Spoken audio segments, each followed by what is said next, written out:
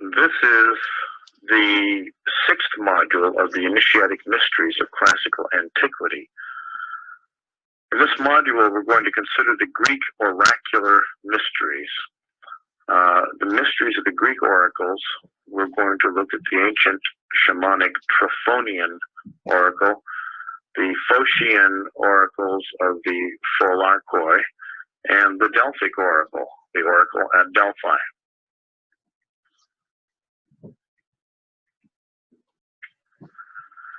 There are what we call oracular mysteries. These are the oracles that are given by the Sybils and prophetesses and prophets, or that are gained by oneself. The great oracular mysteries were always chthonic.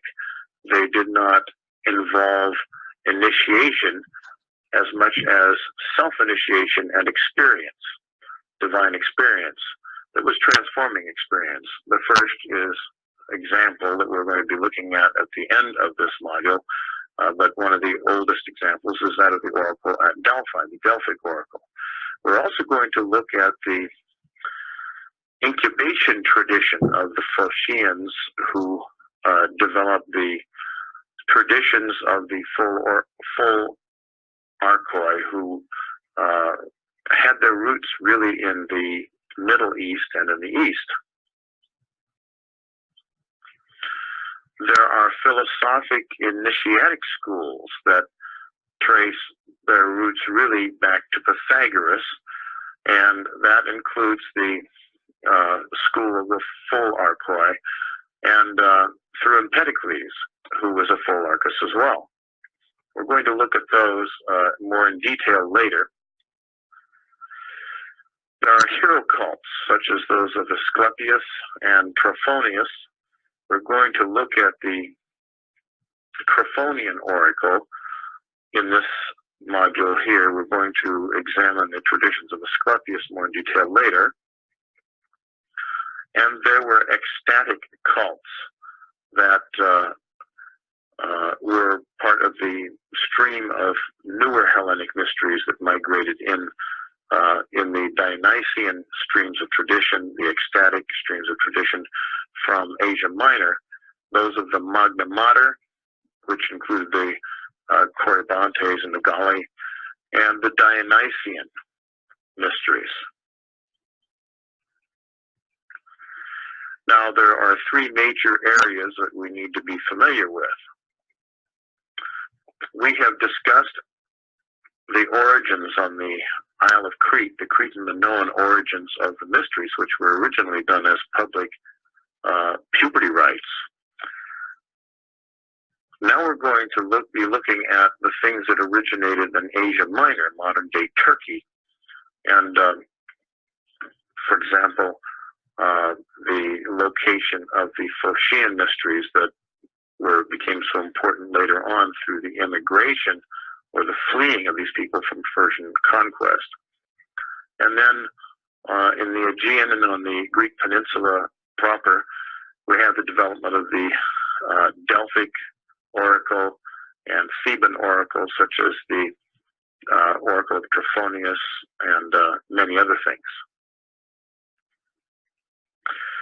One of the things that we have to consider before we move any further into this is an understanding of the tectonic activity in Greece and Italy, the geological activity. There are many volcanoes, active volcanoes, such as Mount Etna and Vesuvius, so on. There are many caves and caverns and underground lakes. Earthquakes are common, and some of them are very destructive. They've actually destroyed whole civilizations. There are islands that have sunk, such as the legendary Atlantis, and the Cretan Minoan civilization was certainly destroyed by activity around their island, although the island itself did not sink. There's a great deal of underwater archaeology that is still being done. In fact, there's much to do in the Mediterranean as a result of sunken islands and the radical changes of where of sea level and the markers and boundaries of the sea. there are many places with hot springs and muds and hot muds and so on. And a history of some major floods and flooding that are related to this tectonic activity. Now, one of the important concepts that we will be reading about in the Hermetic literature and other literature is the crater, which literally means the mixing bowl, but it refers to what we would think of as a crater. Here is a drawing of the crater at Mount Vesuvius. As you see, people would walk up there and walk around it, and it was considered to be quite an oddity, but every once in a while it would explode with devastating impact, but otherwise it was a place that people could come to. And it's a very important symbol we'll find later in several of the mysteries. Now, as you probably know, over the last 225 million years, the continents on the Earth's surface have moved radically and changed their positions. Of course, they were changing before that time as well, but at one time, about 225 million years ago, in the formation of the modern continents, all of the continents were in one giant landmass surrounded by an ocean. We call that Pangaea. Now, during the time of Pangaea was the time of the dinosaurs and the Mesozoic and the Cenozoic eras and so on. The continents began to divide along tectonic boundaries and separate into two giant land masses, one at the north, which we call Laurasia, and at the south we call Gondwanaland, and the Tethys Sea, which produced a great deal of reptilian sea creatures. In the Jurassic period, about 135 million years ago, the separation had begun between South America and Africa. And as you can see, there is a mass that's moving north towards Asia. That is, India is going to crash into the continent of Asia.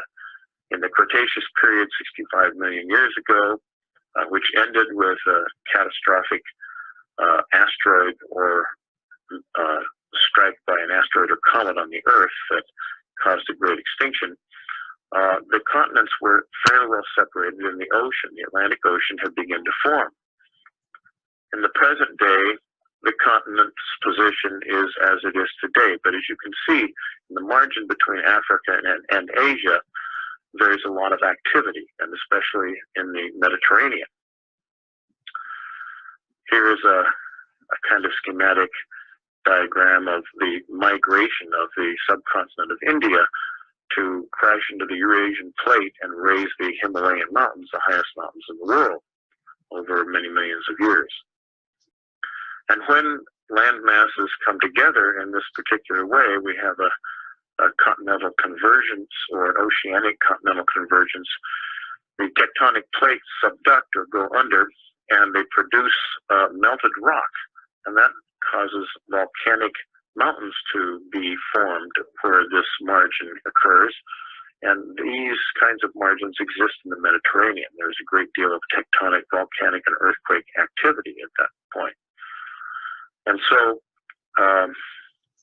the vision of the fires within the earth and the fires under the earth and the light that came from within the earth was a very important and very impressive kind of thing for the ancients. Now, the ancients in the Aegean and Asia Minor understood the formation and structure of the earth and the sky and so on in this way.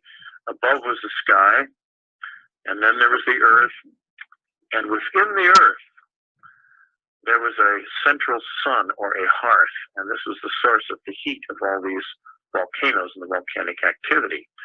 So there's a sky and an earth and a very hot and light place beneath the earth.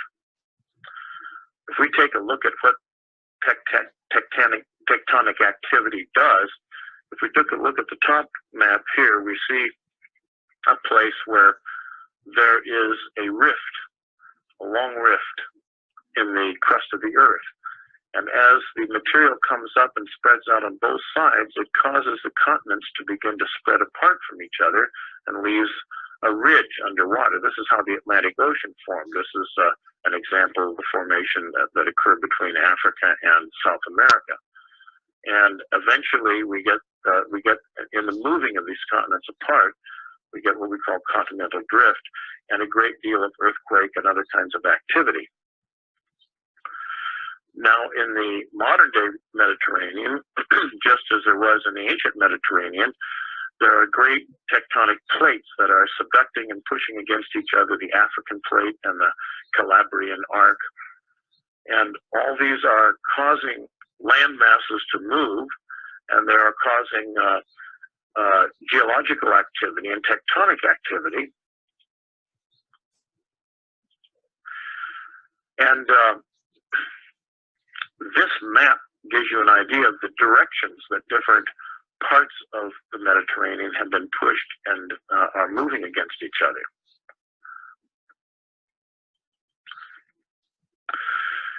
In consequence of the experience that people had with tectonic activity, a view of the world and actually the universe was built based on what people could see. They saw that there was a sky high in the air. The air, which was spelled in Greek A-E-R, is a different substance than the ether, which is a far more refined substance that is high in the sky and is the abode of the sun and the stars and so on. But there is an ether and an air, and then there is the land, and all the land is surrounded by an ocean, Oceanus. And then beneath the earth, there are caverns and caves and a central hearth, and the place of torment and punishment for evildoers, which is called Tartarus. But there's a much more detailed map of the underworld than just what I'm showing you, but this is a basic idea of a kind of three-storied universe. The earth sat in the center. The heaven, just so far as the heaven was separated from the earth, which is very, very far, just so far, the earth was separated from Tartarus, which is the very deepest part of the abyss, the depth. There was the height and the depth. And it was said that if you were to drop a stone, it would drop for 9 days before it struck anything. So Tartarus is considered to be very, very, very deep abyss.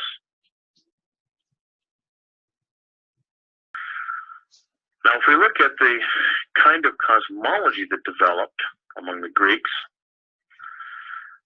we can schematicize this in such a way as to see that we have different levels of elemental strata in the earth, and then 7 planetary strata, and the zodiac, and the place where the gods live. So there's places of way high above the earth and way below the earth. This is the area that is ruled by the god Hades, or Pluto, and it is an area that contains much fire.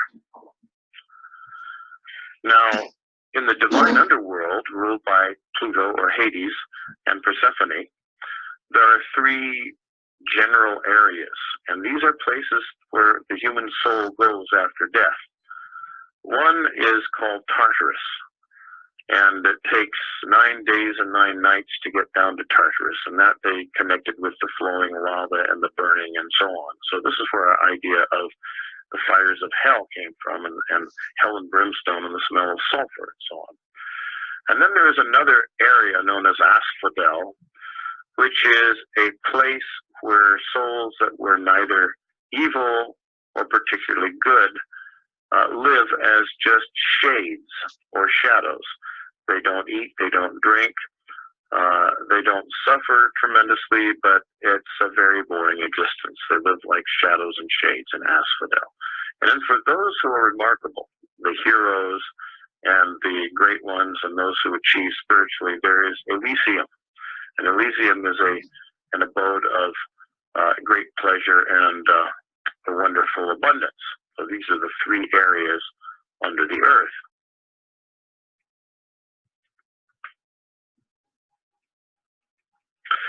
So if we look at the rest of this hierarchical structure, we find another area that is associated with the elemental water. And by water, the Greeks didn't just mean what we think of as physical water. They also thought of it as another way of describing energy. Today, water and fire were forms of energetic motion and movement. And then the region of earth and the element of earth, which is solid. The region of the ethers, or the ethers, or air. And here we have eventually Empedocles for elements: air, earth, fire, and water. And that was what consisted of the earth, which is the middle region. And then above we have the region of the moon, Selene, the heavens, and of Hermes, or the planet Mercury, and of Aphrodite, or the planet Venus, of Helios, or the sun, of Ares, or the planet Mars, of Zeus, or the planet that we call Jupiter, the Romans call Jupiter, and Saturn, or the planet known as Kronos, not to be associated with the original creative deity Kronos. And finally, in the zodiacal region, the realm of the gods, of the Olympian gods.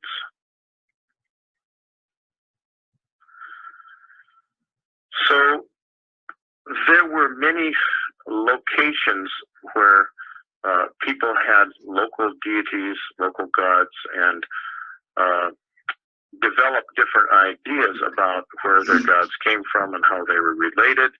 The gods would be related as the tribes were related. As the tribes made alliances, then stories of the marriages of gods to each other would be made, and so on.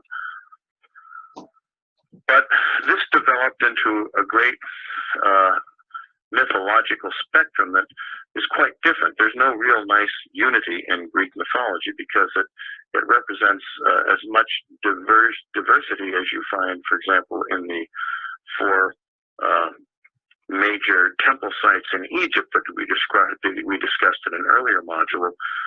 There are different gods and different names, and then as these places interact with each other, and finally they form together in an amphictyonic league to defend themselves, Delphic League, then the stories of the merging of these gods become the Olympian deities who all live together, and the stories are told of their relationships. But eventually, the attempts to make sense out of all these stories, and they're very, very not consistent. They're inconsistent stories because they develop in different regions, was made by Hesiod in the 10th century before the Christian era, when he wrote his theogony, which means the birth of the gods. And Hesiod's theogony was sort of the granddaddy of other theogonies that then were up for grabs for making some alterations to, and so on. We had in the Orphic hymn, which tells about the birth of the gods, a little different story. And later on, Aristophanes in the Birds tells us stories about the origins of the god that are not quite like what we find in Hesiod. And Plato in his Timaeus tells us a much different kind of story. Ovid in his Metamorphosis tells us yet a different story. And Hyginus in his preface in the year 200 of the Christian era tells us even a different kind of story. So there were many different stories, but Hesiod's is the one that we're going to look at because it's kind of primary to the understanding of the philosophers and many of the mysteries. Hesiod writes his theogony about in the 9th century before the Christian era, and he explains the emanation of the divine beings out of pure nothingness. The Greek word chaos means absolutely nothing. Nothing at all. It doesn't mean disorder. It simply means there is nothing there at all. And out of absolute chaos, the first emanated being was Nux, night. And this Nux will become the divine night of revelation, the divine night of the divine underworld, the night that will eventually be populated by stars and the zodiac, etc. It's not to be confused with just darkness or deepest darkness. That is another divine reality called Erebus. But divine night, or night itself, is the first concept and being that evolves. It's without light. There's no light. And the next being that is emanated is Earth, Gaia. Now, Gaia is then accompanied by Erebus. And Erebus is deep darkness, not of the sort that we have of the darkness that gives us revelation in the night sky, but of simple lack of any kind of light. And then Tartarus, which is like the foundation, the basement story of the three-storied universe. This is the place of the fire and that kind of light, and actually the source of light. And then finally Eros. Now, Eros is to the Greeks what the Christian Logos is to Christianity, or what Chachma, wisdom, was to the Hebrews. It was the creative principle, or the creative being, who caused creation to appear. As wisdom was with God at the throne of God at the beginning of all things, or the Logos, and the Logos went forth and created things. Well, this is the position of Eros. Now, none of these have been generated sexually, but Eros is going to be the principle that causes pairs of things to now generate and create a universe, a pleroma of beings. However, Gaia herself first generates out of herself, alchemically, three kinds of things. What is described by Hesiod as mountains, Pontus, and Uranus. Now, the mountains would be the land or the earth and the islands and so on. Pontus is the sea, and Uranus is the heaven that surrounds what we think of as the earth, Gaia. Now, at this point, we have something more important happening. We have the activity of Eros. Eros now causes the primordial beings, the primordial realities, to begin to work together to conceive and bring forth. And the rest of the universe from then on is brought forth by sexual generation, by pairs of, you might say, eons of two. Gaia and Tartarus bring forth a great monster called Typhon. And Typhon has many heads and eyes and is a gigantic being. It might be compared to the great upheaval of processes at the beginning of the formation of an entire galaxy or something like this. This is the kind of primordial concept of Typhon. And night and Erebus, two kinds of darkness, conceive and bring together and create ether, which is the substance, or ether, the substance that ultimately the stars in the heavens will live in, and Hemera, which is day. So it's night that brings forth day. Now there is another creature that becomes a wife to Typhon. It's not quite clear how Echidna gets there, but she's a gigantic cosmic monster as well. And the two of them conceive through the activities of Eros. The Nemean lion, which you're familiar with if you watched the earlier module on Heracles and the Eleusinian Mysteries. Cerberus, the three-headed hound of hell. Ladon, the chimera, the Sphinx, which we've discussed earlier. And the Hydra. And then on the earth, alchemically, so to speak, all things begin to evolve and develop the elements and the various kinds of creatures, etc. So this is the divine origin of things, and these are the primordial realities. Chaos, Chronos, Erebus, Tartarus, Nyx, Hemera, Ether, Eros, Oceanus. These are images of Chronos, and we could spell Chronos with a K or a CH. Chronos is a deity that's represented as a Mithraic deity with the serpent twined around him and a lion's head and wings and so on, and a great staff. There are other ways of representing Chronos. This is a representation of Gaia, the earth herself, fructifying herself and bringing forth children by herself, without a consort. And this is divine Nux, night. This is a representation of Nux, night.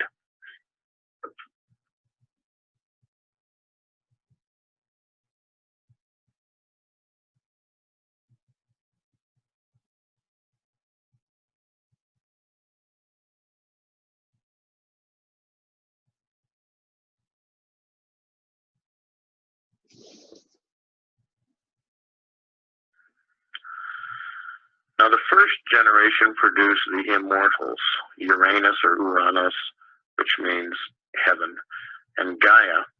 And heaven and earth are going to create through Eros, the Cyclopes and the Sphinx and the Gorgon Medusa.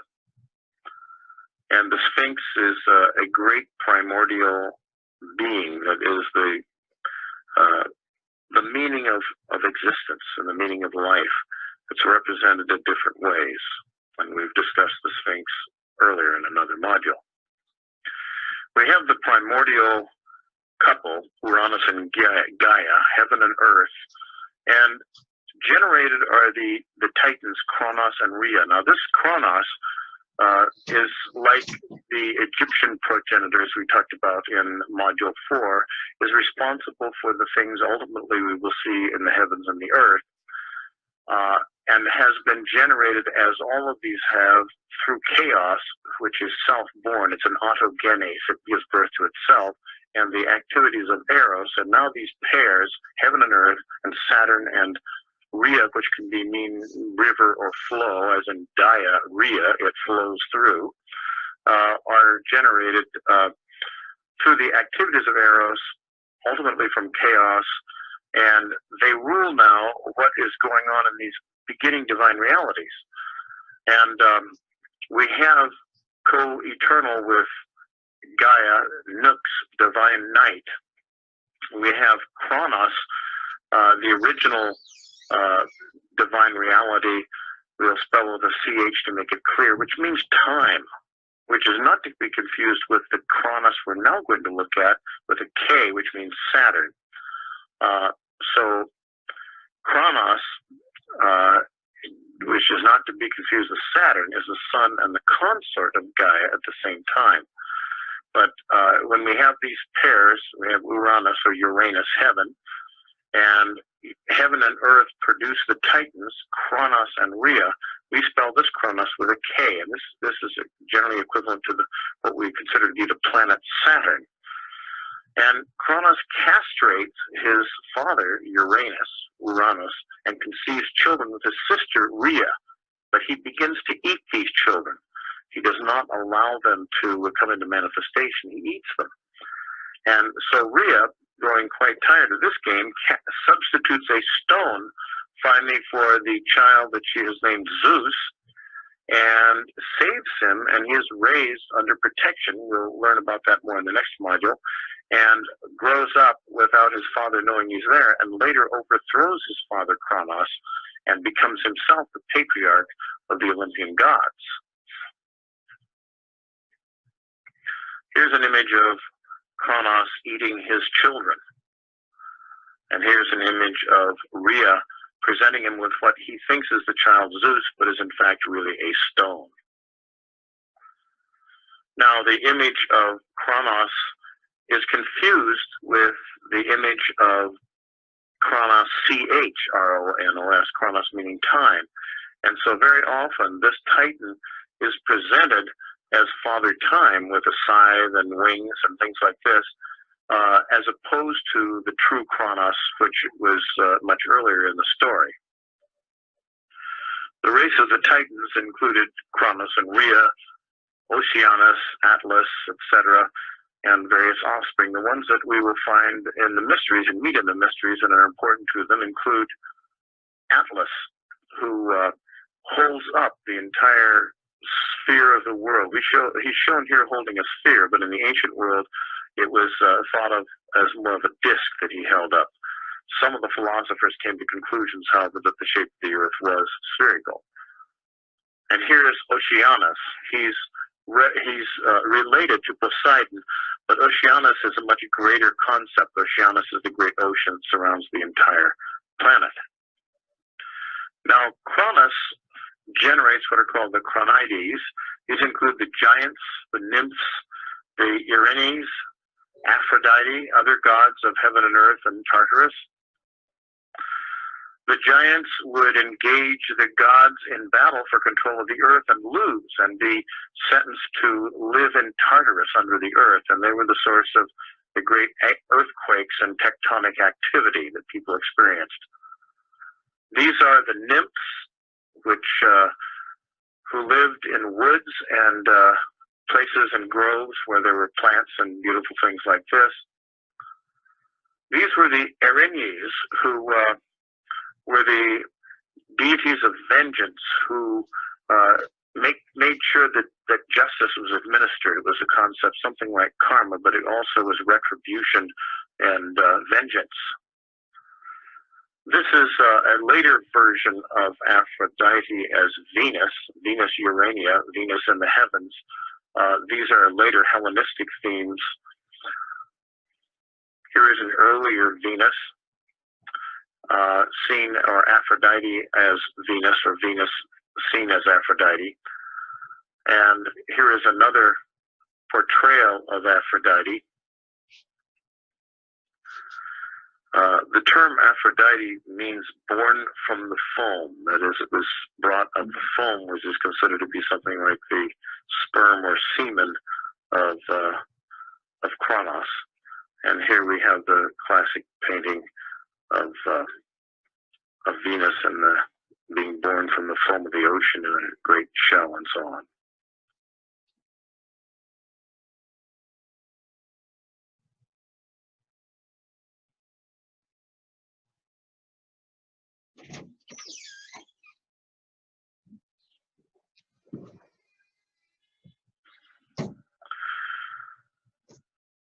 The centaurs were among the earliest creations and the first beings. They were considered to be very ancient and powerful beings. Now, here we see Athena in her helmet, which gives her invisibility. And she is being accosted by Envy, who comes up out of the hole in the ground and holds a serpent. Now, Athena was not conceived by sexual intercourse. She actually came from the forehead of her father Zeus. Apollo is seen here with his lyre. He is not only the god of music, but god of trance, as the serpent represents. Hecate, a triple goddess, holds implements that represent her, the various kinds of things that she does. She dwells in the divine underworld. She can be invoked at crossroads, and there is much to say about Hecate. Artemis is a great hunter. She's associated with the moon. Hermes starts out as a clever person who can trick even the other gods. He is known as Hermes the Thief. Norman Lloyd Brown wrote a wonderful book about Hermes the Thief. He was the overseer of trading, the first trading that took place between people when they would erect a herm sacred to Hermes, and one tribe would bring out the things they wished to trade, leave them there and withdraw, and another group would come and take them. They would literally steal them, and then they would leave the things that were dedicated to Hermes in their place, and they would withdraw, and the other group would come and pick up what there was. Later on, Hermes was associated with the mysteries of the underworld and death. He became a psychopomp. He was associated with Trismegistus, Hermes Trismegistus, and there are many legends about Hermes that become important later on, but he is one of the gods that always is related to the mysteries closely. Kronos and Rhea will produce the immortals. Hades, who will rule the underworld of this earth, Poseidon, who will rule the seas of this earth, and Demeter, who will rule the crops of the earth, and Zeus and Hera, who will rule from Mount Olympus the immortals of the heavens, and others. This is a representation of Hades, Pluto, with Cerberus, the three-headed dog who guards the entranceway to the underworld.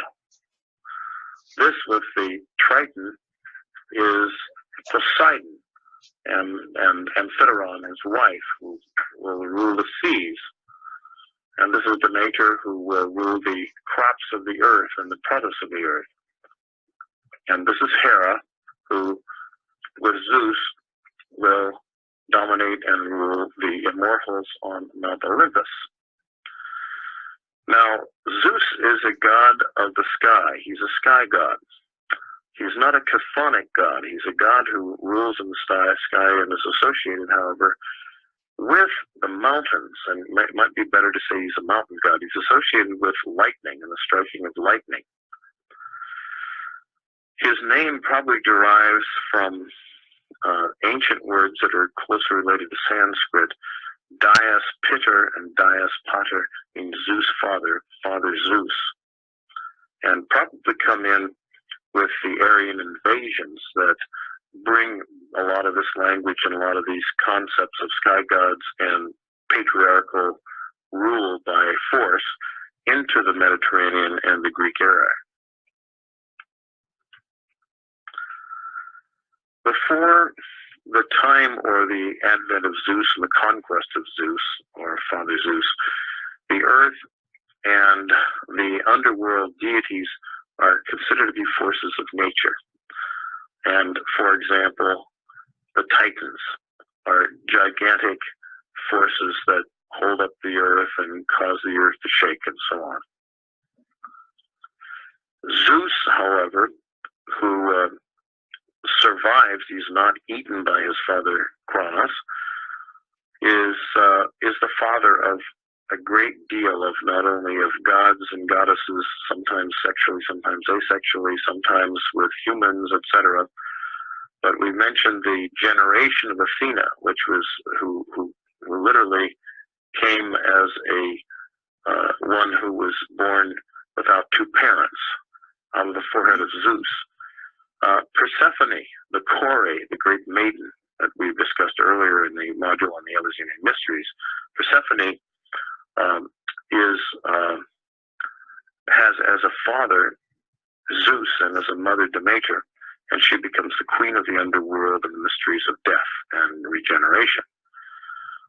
There's the archetypal chthonic initiatic hero Heracles or Hercules. There's Dionysus, who is the child, the Christ child deity, the dying and rising god, is also generated by Zeus, and there are many, many, many others.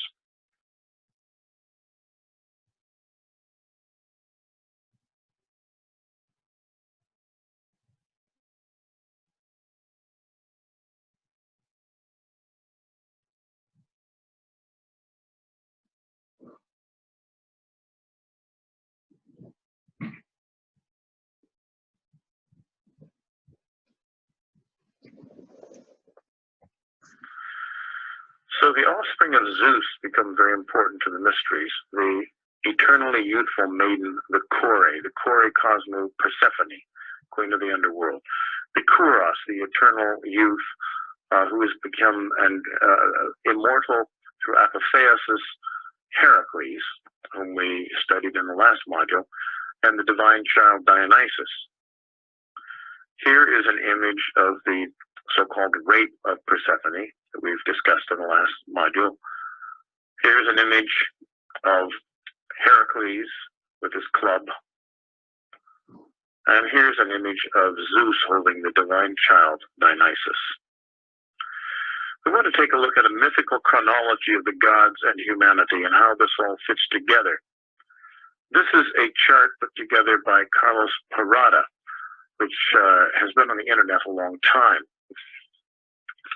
At the beginning, we have the time of Uranus or Uranos and the heavens, and the time of the immortals that are way far in the background, chaos and Gaia and Tartarus, etc. And then the time of the Chronides, the descendants of Cronus and Rhea, and then the supremacy of Zeus.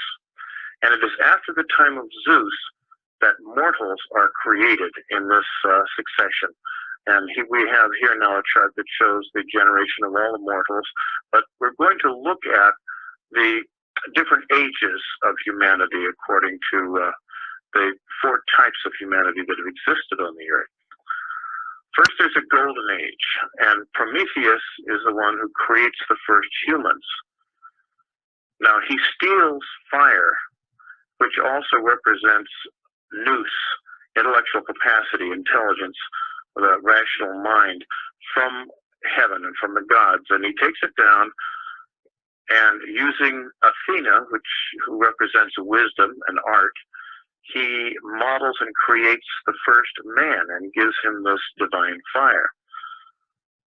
For this, he is punished by Zeus by being bound to a rock and having an eagle come and eat his liver out every day, and then he suffers all night while it grows back, and then the eagle comes back and eats his liver out again. You might recall in an earlier model that it's Heracles who finally unbinds Prometheus. And this race that he creates is a golden age of human beings who live in a paradisical state. They don't have to work. Everything, the forests and the earth give forth their bounty for them. And this is the first state of humanity on the earth.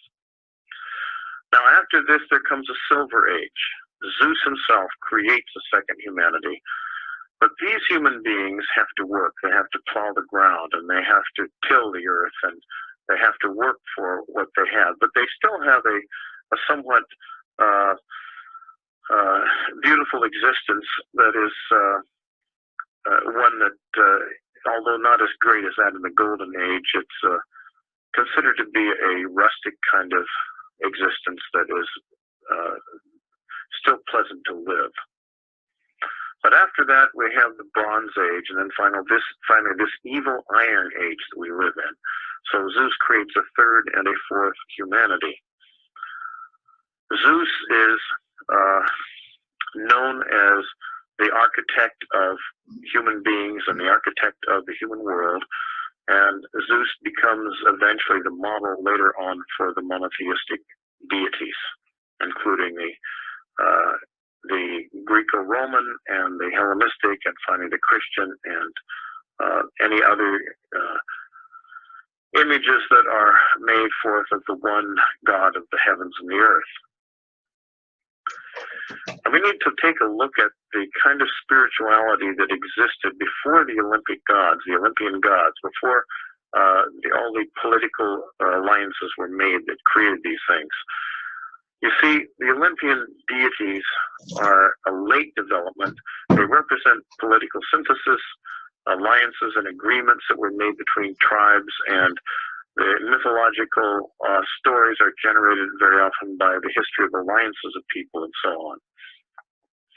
But the oldest traditions do not invoke a sky god. Zeus and the Cretan Minoan civilization is not the all-powerful god of heaven. He's just the god of thunder. He's just the god of weather. The oldest traditions do not invoke a sky god. They invoke a mother deity, and the great wisdom comes not from the daylight, but from the night and from the darkness and from beneath the earth in the divine underworld. So we're going to examine here the lineage that came really from Phoenicia and Asia Minor. It's probably the oldest Greek line of the Oracular Mysteries that was transplanted over into Greece and Italy.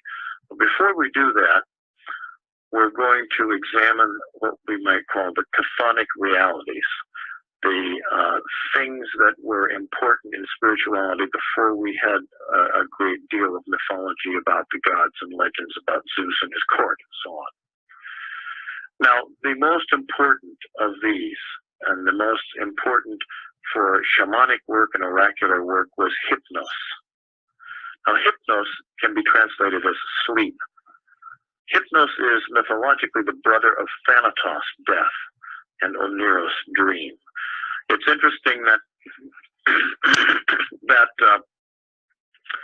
in the testaments of the 12 patriarchs, in Hebrew tradition, the intertestamental tradition, when they speak of the two spirits that are actually above the crown of the head, there is the spirit of sleep, which is associated with the spirit of error, and there is a spirit of what is called the trance of death, and that is the state that people go into when they ride the chariot. The riders of the chariot, and they're called the mystics, go into that state. This is similar to the state that hypnos represents. It's a trance state.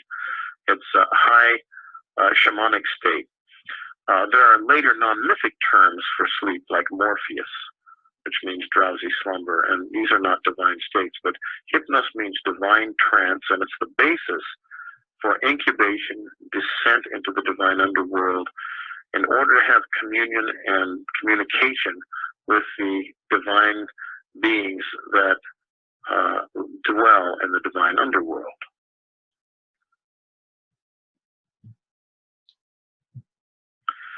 Now, this is one of the earliest representations we have of hypnos. You notice that he has wings that come out from the sides of his head, where the ears might be.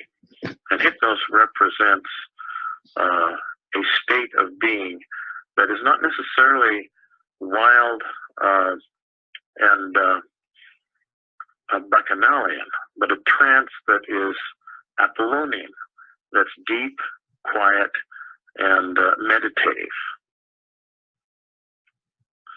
This is a classic image of a person at sleep, incubating and receiving a dream from a deity as he sleeps. Now, another of the primordial realities that were very important in the most ancient of the shamanic traditions later got to be known as the muses, but they were spirits that originally possessed people and helped them to create music and dance and poetry, etc., and later became spirits of divine inspiration that mediated, bringing through other sources of inspiration, perhaps Apollo or Gaia, but they were spirits of divine inspiration that came through trance, and they were the overshadowing of deities, and later became the means for the overshadowing of deities, and in dance and song and chant and oracle giving.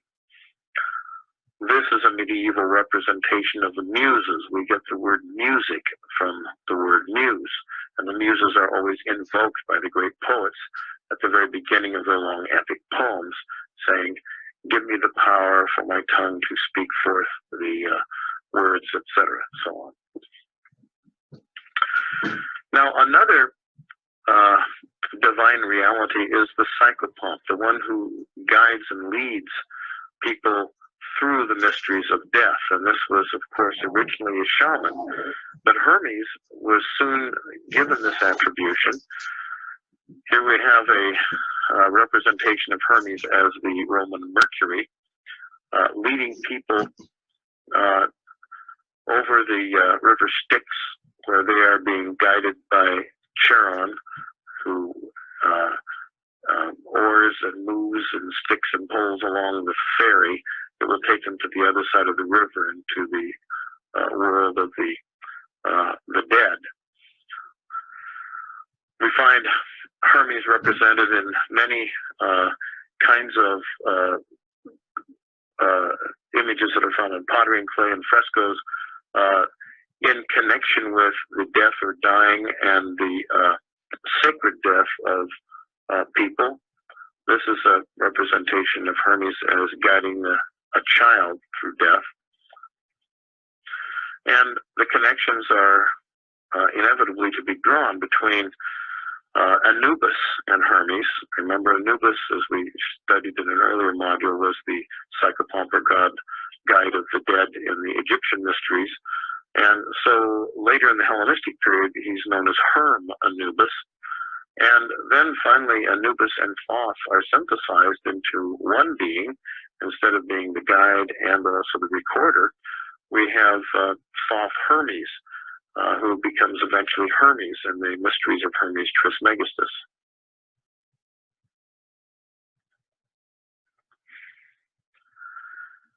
Now, in order to get to the underworld, there were ways to get there besides just dying. There was a heroic journey that could be made, and heroes, great heroes, did make these journeys to the underworld, because the underworld was a real place. It wasn't made out of thin air or a place that was invisible. Very often a powerful female shamaness or deity, or as we would call them, witch, gives instructions or gives directions and helps one of the Greek heroes to make the journey to the divine underworld. For example, in the case of Odysseus, it's Circe. Aeneas ascends or descends into the divine underworld at Cumae, which is one of the places that was considered to be one of the few places on the earth where there was an opening between our world and the underworld. And it was a Sybil at Cumae that gave him directions on what he should do and where he should go. There are also other sacred openings in the earth that led into the divine underworld through caves and caverns. One of the most ancient of the male shamanic figures was Trophonius. We're going to look closely at the oracle of Trophonius, which was a do-it-yourself oracle where you took yourself into a sacred opening and then you were on your own. Then there was the work of the Pholarchoi. The Pholarchos was one who was a master of incubation. He was a priest of the Phocian rites and a psychopomp. We're going to look very closely at what they did and how those rites were accomplished.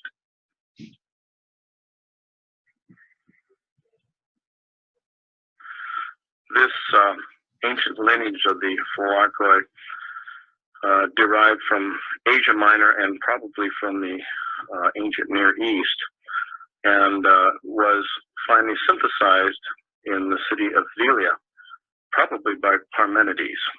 And it involved a 3-day and 2-night incubation in a cave or some such operation as that. We'll go more deeply into that. Here's a painting of Circe, who gave instructions to Odysseus about how to safely navigate the territory of the divine underworld. Here's a photograph of the Sybils cave at Cumae, which was the beginning of the entrance into the divine underworld. Now, if we look at the after-death world that was below the surface of the earth, that was deeply in the surface of the earth, it was designed in such a way that there were 4 rivers that converged, and they derived from Tartarus, which was the deep, deep, deep abyss of the earth. And the entire place under the earth was surrounded by oceanos, by waters of the ocean, but not the ocean we know. And the river Styx, the Cocytus, the Acheron, and the Paraphlegethon were the rivers that flowed from these regions. You might remember that in the Old Testament story of the design of Eden, there were rivers described that flowed forth from them, and 4 rivers and so on. But there was actually a map one can draw of the divine underworld.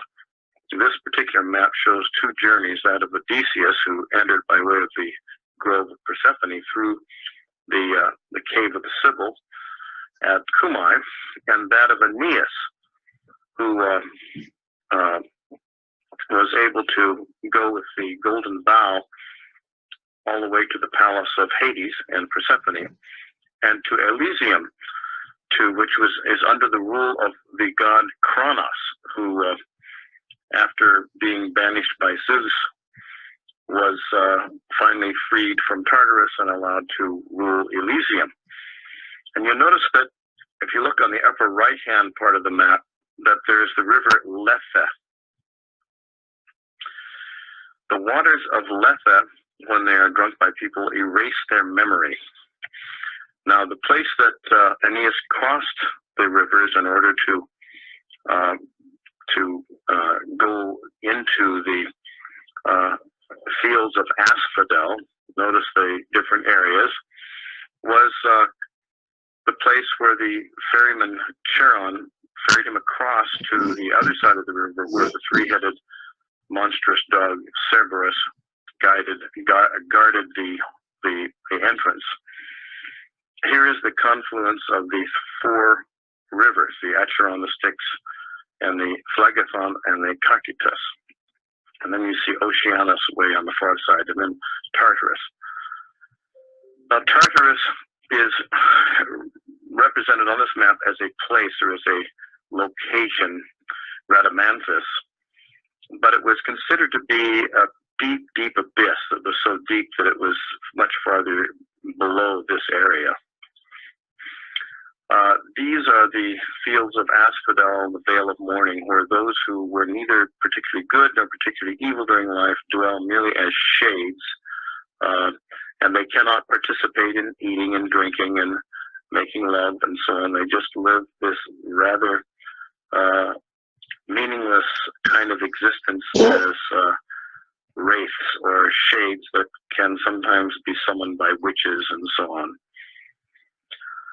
Here is the river Lethe, where the souls that are going to be reborn drink from these waters and erase their memories, so they will not be able to remember their previous incarnations. And this is a location where new souls coming down from the earth are met by the ferryman Charon, and he will not ferry people across who are polluted in some way. There are different ways in which people would be polluted, and they would not be allowed to cross over, and they would be lost souls. And this is the palace of the rulers of the divine underworld and the rulers of the mysteries of death and life, Pluto or Hades and Persephone. Aeneas, when he made the descent into the divine underworld, was incubated for a vision. That is, he went to sleep in the divine trance to have a vision of the Elysian fields, and he was guided through that by the Sibyl of Cumae. She allowed him to make the descent in such a way that his dead father was able to show him the mysteries of death and rebirth.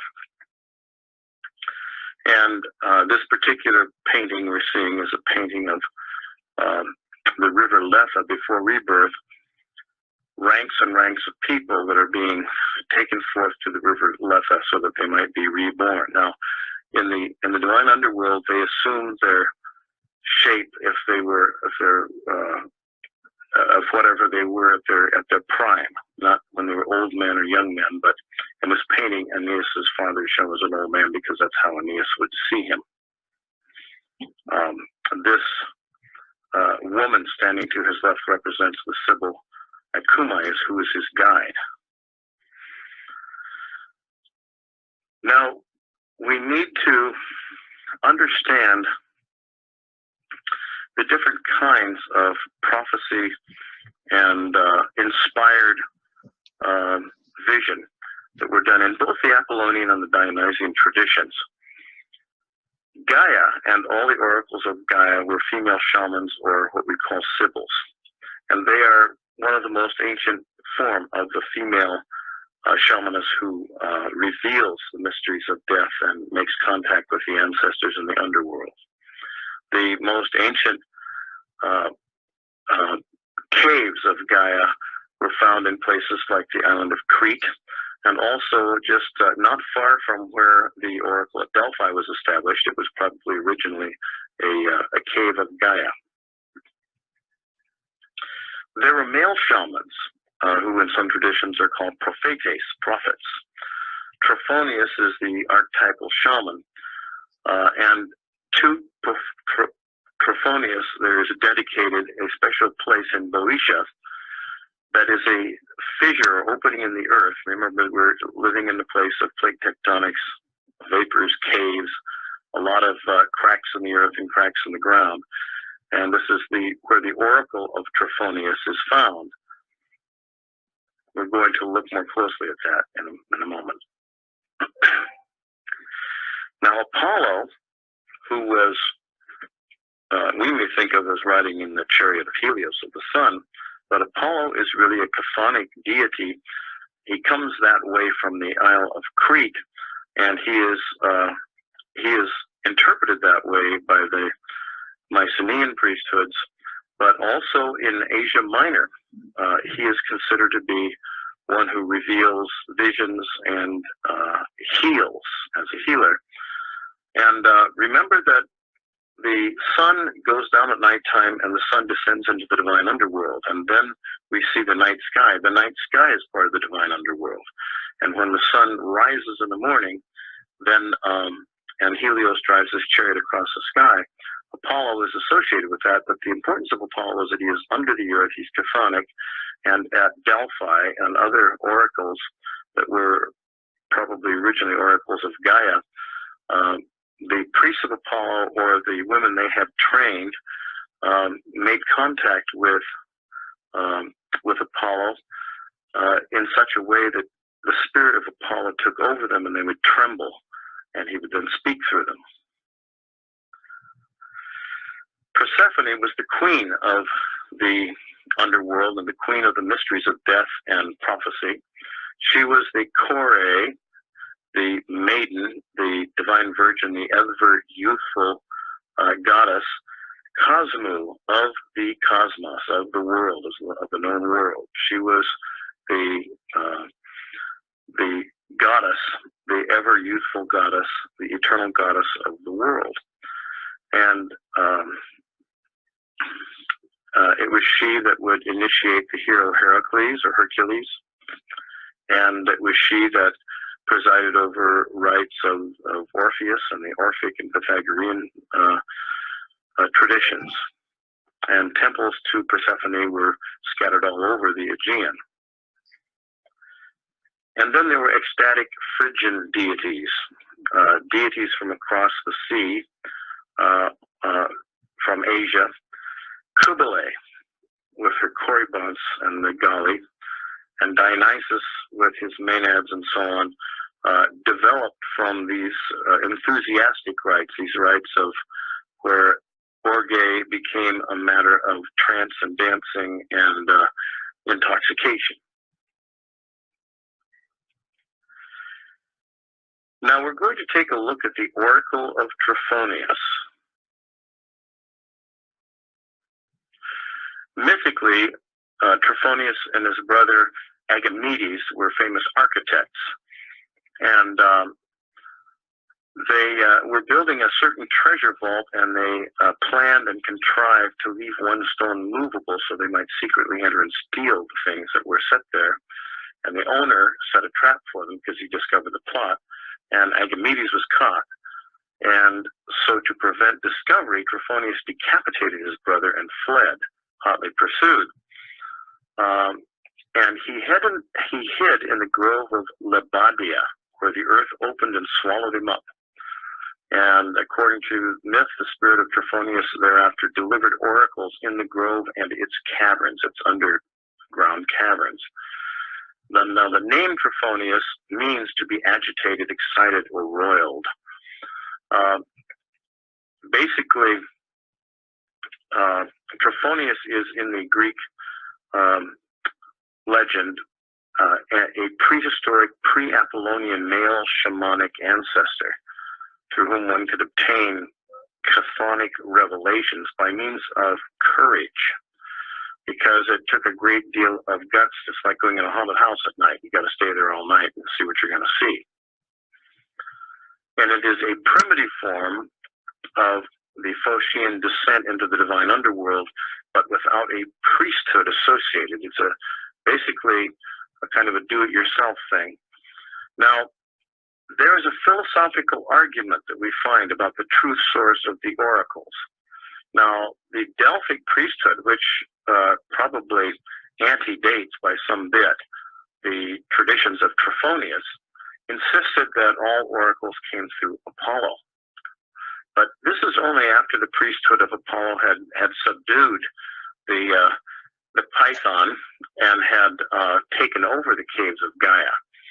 The earlier tradition was that the oracles came to a person from Nut's night, and that is where they came in dreams and so on.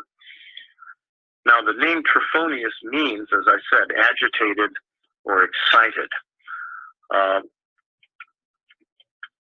It was declared that the terrible experiences through which people who were trying to consult the oracle passed in the caverns under the earth so affected them that they never smiled again, because they had to go down into a passage in the earth.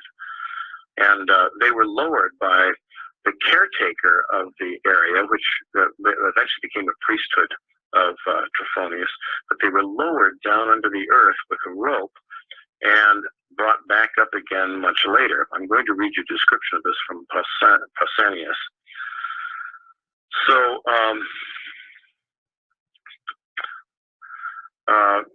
the myth of the architect being swallowed into the earth is probably based on the idea of an ancient shamanic cult, a male shamanic cult of people who took themselves, just like Indian braves would take themselves for crying for a vision. These people took themselves into the caves for a vision. Now, you'll find in the symbology of Trophonius bees. Bees were sacred in this legend because they led the first envoys of Boeotia to the sacred site of the oracle, where people were able to go and receive oracles through the operation of Trophonius. So it was basically a do-it-yourself fissure in the earth, and it happened to be on the way or on the road to Delphi. And so that area was an area where there were many oracles were prepared and made, and Delphi may have been the Apollonian Delphi may have been a latecomer, although the Oracle of Gaia, which was a woman's oracle, may have been more ancient than this. I'm going to read to you the account of Pausanias. He says, he's describing a visit to the Oracle of Trophonius at Lebadia. He said, this is what happens when you go down into the holy place. First, during the night, you're taken to the river Herkina by two local 13-year-old boys called Hermai. That would be for Hermes, psychopomps, who rub you with oil and wash you. And after this, you are escorted by the priests, not to the oracle straight away, but to two streams which flow very close to each other. First, you have to drink the water of Letha, so you'll forget all your current preoccupations. Then you drink the water of Mycenean, which makes you remember what you see after you go down. After looking at the statue of the god, which they claim was made by Daedalus, you remember, he flew too close to the sun and burned his wings and fell back to the earth. It's only shown by the priest to those who are visiting Trophonius. You worship it and pray. Then you proceed to the oracle dressed in a linen tunic and wearing very heavy boots. The oracle is up the mountain past the grove, and around it is a circular white marble base about 1 meter high and the size of a very small threshing floor. On this base are bronze spikes held together by bronze cross pieces. You pass through a double door to enter the sanctuary. Inside is a man-made cave shaped rather like a bread oven, with the entrance 2 meters high and about 4 meters across. Now, there's no fixed way down to the bottom of the cave, but when someone comes to Trophonius, they bring you a thin, light ladder. Now, here is a photograph of the area where the oracle was given, and the water and the entrance to the cave and the bridge. After climbing down this ladder into this fissure in the earth, you find a horizontal hole between the floor and the structure. The hole is about 25 centimeters wide and 50 centimeters high. The descender, that's you, lies with his back on the ground holding barley cakes kneaded with honey. He pushes his feet into the hole, trying hard to get his knees into it, and after his knees, the rest of his body is immediately sucked in, just as a large, quick-flowing river will catch a man in its eddy and suck him under. And after this, those who have entered the shrine learn the future, not always in the same way, but sometimes they see something, sometimes they hear it. The return upwards is by the same hole, with the feet sliding out first. So it's like coming through a birth and a rebirth. After his ascent from Trophonius, the inquirer is again taken by the priests, who sit him on a chair called the chair of Mnemosyne, not far from the shrine, and they ask him, when he's sitting there, all he has seen or learned. It's not unlike the Indian brave, the Sioux Indian brave, coming back to the and smoking the sacred pipe with the elders and discussing his vision. And they lift him, and they get this information from him, and after they gain it, they then hand him over to his relatives. Now, very often the person is paralyzed with terror and unconscious both of himself and his surroundings. So he may be in a trance, he may be just his hair standing on end. And they carry him into the building where he lodged before, with Tuke and the daimon, the Agathos demon, which means the good spirit. He had to stay there for some days before the visit be purified, while he made sacrifices to various gods, including Trophonius and Apollo and Cronus and Zeus and Hera and Demeter. The sacrifice being inspected, be sure he's a suitable candidate. And afterwards, however, he will recover all his faculties, and the ability to laugh will come back to him. What I write is not hearsay, says Pausanias. I have myself inquired of Trophonius and seen other inquirers. Those who have gone down into the shrine of Trophonius have to dedicate a tablet on which is written all that they have heard or seen. This is a medieval drawing of, based up supposedly upon a statue that used to exist at the place of the oracle of Trophonius. He's holding a beehive, and the symbol of the bird with the laurel leaves is, all these things have specific kinds of meanings with regard to the sacrifices that are made and the other things that are done for this oracle. So basically this was an ancient form of shamanic do-it-yourself kind of oracle, but overseen by people who guided you into it, but you had to actually do the experience yourself. Now we're going to look at the tradition of the Pholarchus. This was an ancient lineage that came from Asia Minor. These people were priests of Apollo Ulias, which means Apollo who heals. It's a different tradition of Apollo than you find in other parts of parts of Greece. This is an Asia Minor tradition. And basically, the Pholarchus was the one who would guide you through a 3-day trance in a cave.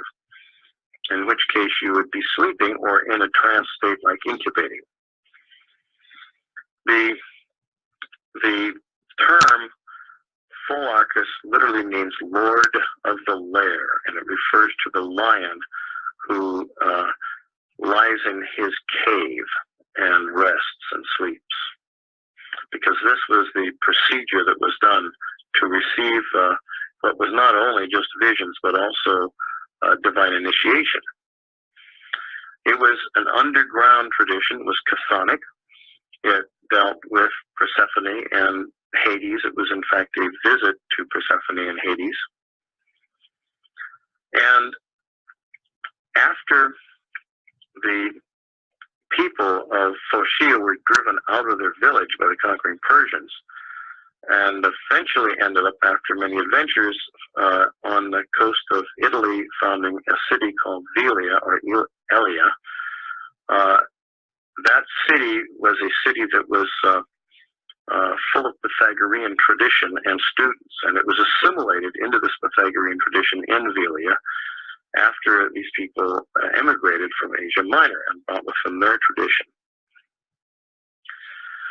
And the person who probably synthesized these traditions and brought them together in a lineage that succeeded him for a long time was probably the philosopher you know as Parmenides, the pre-Socratic philosopher about whom, if you remember anything, you might just remember that he had a philosophy dealing with the one. All things came from the one, the monad. This is a head of Parmenides, a bust of Parmenides, which has been taken from excavations in the area, and a head of one of his successors, who was also a priest of Apollo and of Pholarchus. Now, the lineage of the Pholarchoi is very ancient. It probably is part of Asian shamanic arts that are prehistoric and that underlie and go back behind Zoroastrian and other kinds of traditions from Asia itself.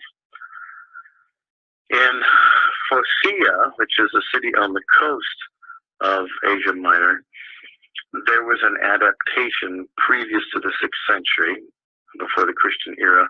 There were priests of Apollo. They were called the Ulis priests. They were the healing priests, and they practiced the iatromantic arts, and that means the healing arts, healing by incubation, like you would find in the Asclepian temples. And as they were brought together with the disciples of Pythagoras and Crotona, then we had a synthesis of Pythagorean and Phocian traditions based upon Hesychia, which means sacred silence, and based upon the traditions of the Kouros, the one who was reborn, the one who became new again and was initiated into immortality. Now, the oldest teacher we know of this technique was probably Amanius of Crotona, who had been a student of Pythagoras and was the teacher of Parmenides. There's very little said about him, but enough to give us clues. And we know that Parmenides learned all he knew of these mystic arts, and probably received a lineage, or started a lineage in the Pholarchus lineage, was received from both the Pythagorean and the Phocian adepts. So such that the Pholarchus had 3 titles. One was iatromantus, which meant one who healed by means of divine magical powers. He was also a Pholarchus, which meant Lord of the Lair. He was the guru or guide of those who would make the divine descent. And he was an Uliades, which is basically a son of Apollo Ulias, that is a healer priest of the chthonic, the ancient form of Apollo. We know that Empedocles was in the line of the Pholarchoi, and he was probably the head of the greatest esoteric tradition that survived the Christian era, because many of his writings were preserved and brought over into the Islam and the Sufis. The Neo-Pythagoreans perpetuated this tradition. The Neo-Pythagoreans, once they were scattered and on their and forced out of their cities because they were the city of Velia was attacked, and eventually the Pythagoreans were driven out. The Neo-Pythagoreans were engineers and scientists, and they were designers of all kinds of machinery, especially martial arts and military machinery. And they were the geeks and the high techies of their time. And they then were driven by overwhelming force of several allied groups out of the region because people were afraid of them and because they were very powerful. And so they were scattered abroad in a kind of a diaspora, Pythagorean diaspora. And then we hear of different Pythagoreans throughout the centuries who we have writings from and so on. The greatest of them is Apollonius of Tyana, who held forth in the first Christian century, not long after the crucifixion of Yeshua, Jesus. And we have an account of his life, and he was considered to be a theos aner, a divine man, a divine human being, and he revived the Pythagorean mysteries and the ancient mystery worship and so on, and traveled widely. We know that the lineage continued through for another couple of hundred years through Zosimus, the alchemist. Zosimus, who was part of the group that had retired up to Akhmim and brought with him Pythagorean and other writings and Pediclean writings, etc., and produced a great deal of alchemical writings because the adepts of the old religion were now being persecuted by the emerging Christianity. And finally, the Islamic masters of the 10th century in the Christian era still know of this tradition. So this tradition probably has a very long-lived lineage that has gone through some transmutation in the process, but has some connectivity, much more than you usually find in Western traditions. As the great long lineages that usually develop, for example, in Tibetan Buddhism, we have 600 or 700 continuous years of lineage and things like this. Probably the oldest actual true lineage that we have is the Christian apostolic succession. But there are many of the lineages in the East survive from master to student, guru to student, much better than they do in the West. The West is broken with many wars and emigrations and things like that. And then there are revivals of these traditions. And that indeed is probably what was happening with this tradition, revivals from Neo-Pythagoreans and Apollonius and so forth. Now, in the year 545, before the Christian era, people who lived in Phocia on the coast of Asia Minor, which was a seaport that had very strong Asian influence, did not have much in the way of agriculture, but everybody had boats and ships and was well acquainted with the ocean, was being overwhelmed by the Persians. And so the Phocians just really, in one day, in one night, just got on their boats and left, loaded up and left, almost like the Knights Templar did in the Friday the 13th persecution. And they had been given an oracle several years ago to establish a colony at Alalia on Corsica, and they went there and were there for about 5 years. And they tried many other things, but they were not able to successfully maintain themselves there. They were butchered by the Etruscans and the Carthaginians, who ganged up on them. And finally they sailed to Italy and founded Velia, or Velia, or Elia, or Elia, and there's different spellings of it. Before they did that, though, they had sailed to the coast of France and established the port of Marseille. Now, Velia became a Pythagorean community because many of the people who had been driven out of Crotona after the time of Pythagoras had settled in this area, and they were very compos mentis with the, and copacetic with the Phocians who had come in, and so there was a great deal of syncretism of their spiritual traditions. And the tradition of the Pholarchoi was really established probably there as we know it, as we found it through excavation, and probably through Parmenides. After several generations, though, people were driven out of Velia. There was what we call the Pythagorean diaspora. They were driven out of the area.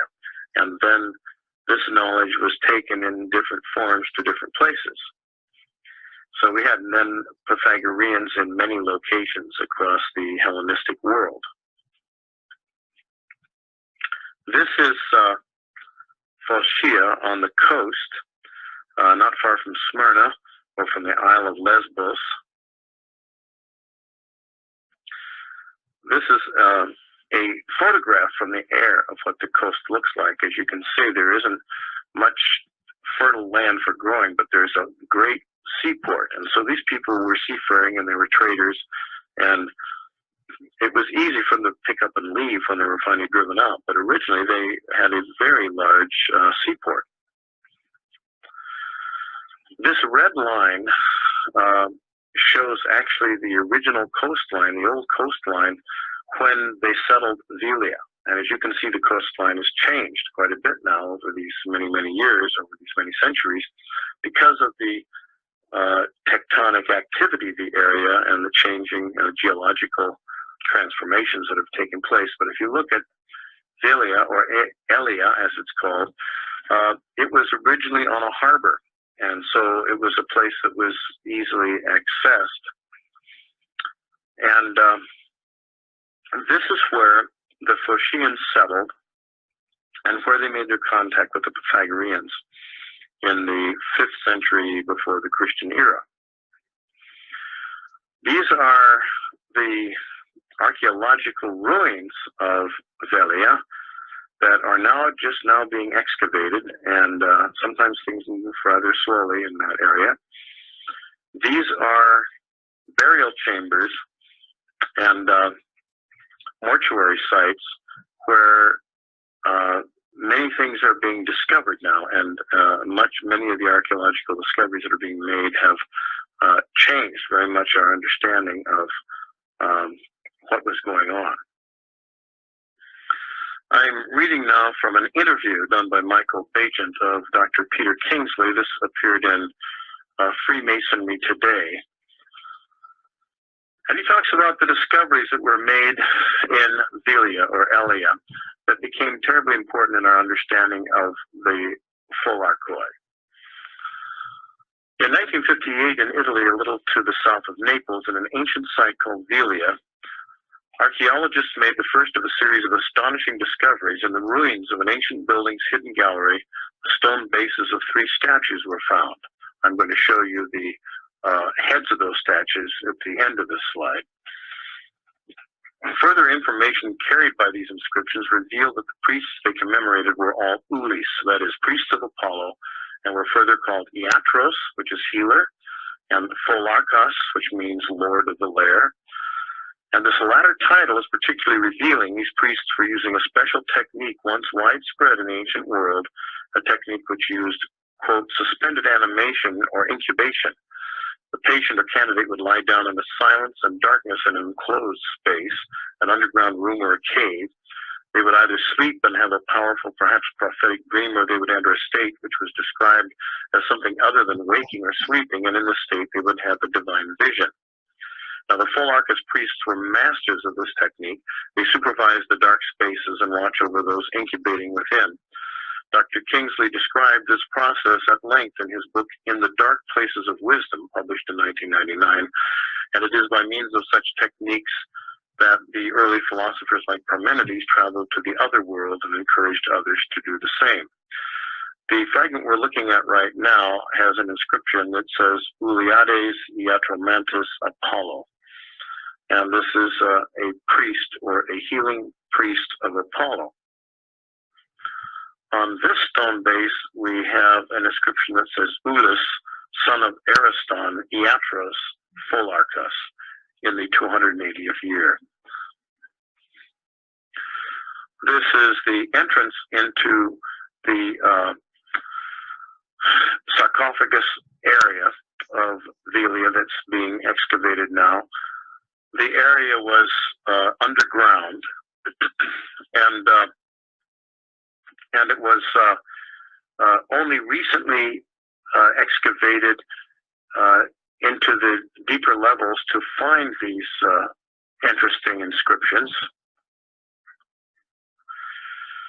Now, in September of 1962, another marble inscription was found in the same building, and it read, Parmenides, son of Pires, that's the philosopher Parmenides, Uliades, Physicos, Parmenides, a healing priest of Apollo, concerned with incubation, with dreams, oracles, riddles, and ecstasy, and who, as Kingsley writes, used incantations to enter other states of consciousness.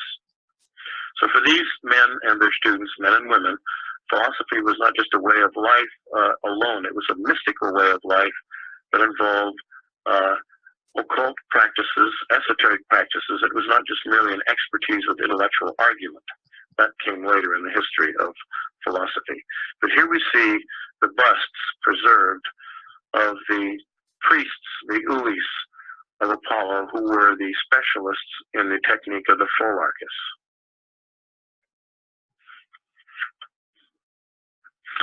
Let's take a look at the techniques and some of the terminology used by the Pholarchus, the Lord of the Lair. What he did was more than simple incubation for healing. It was a process of initiation.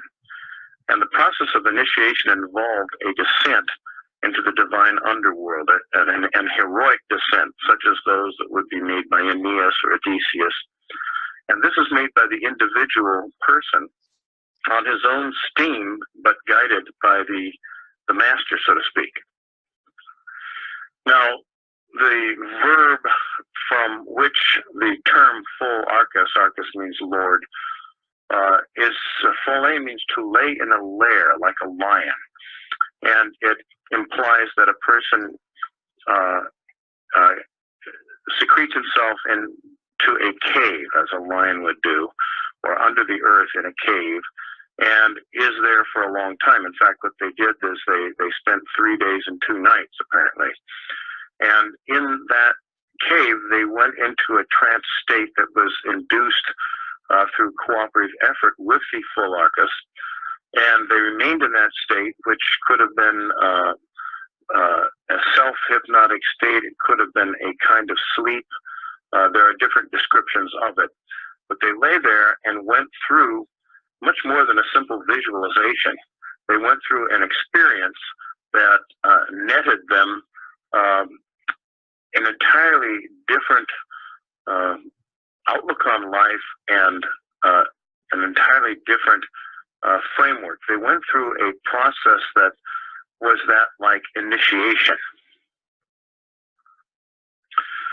When they emerged from the lair, they were a new person. They were a newborn person. Now, the key to what was done in the cave was the philosophical term hesychia, which means absolute stillness. It was into this absolute stillness, or deep meditative stillness, that Parmenides was initiated by his teacher. And this was something beyond, as we understand, the silence of the Pythagoreans. It was not simply a not speaking. It was a stillness that involved an almost cataleptic type of state, a trance-like state that was like sleep. As the Hebrews would do, as the Kabbalists, the early Hebrews that did work the Mythology Mysteries and so on would make a distinction, is the distinction we find in the intertestamental literature and the books of the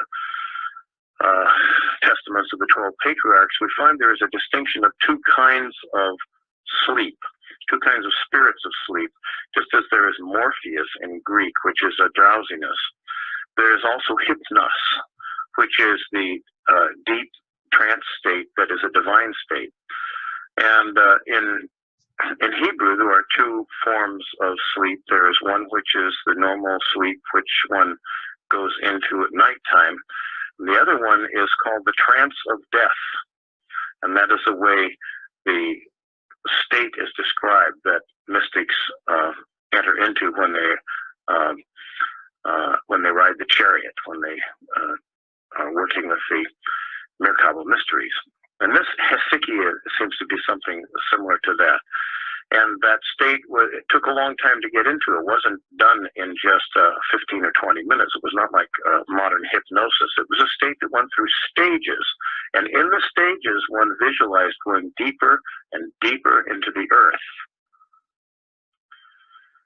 When we look carefully at the divine description of the divine descent by Parmenides, we will see there are many stages, and we'll look at what they are. So hypnos was a divine kind of sleep, a divine kind of trance. One could have actually had one's eyes open and be in hypnos.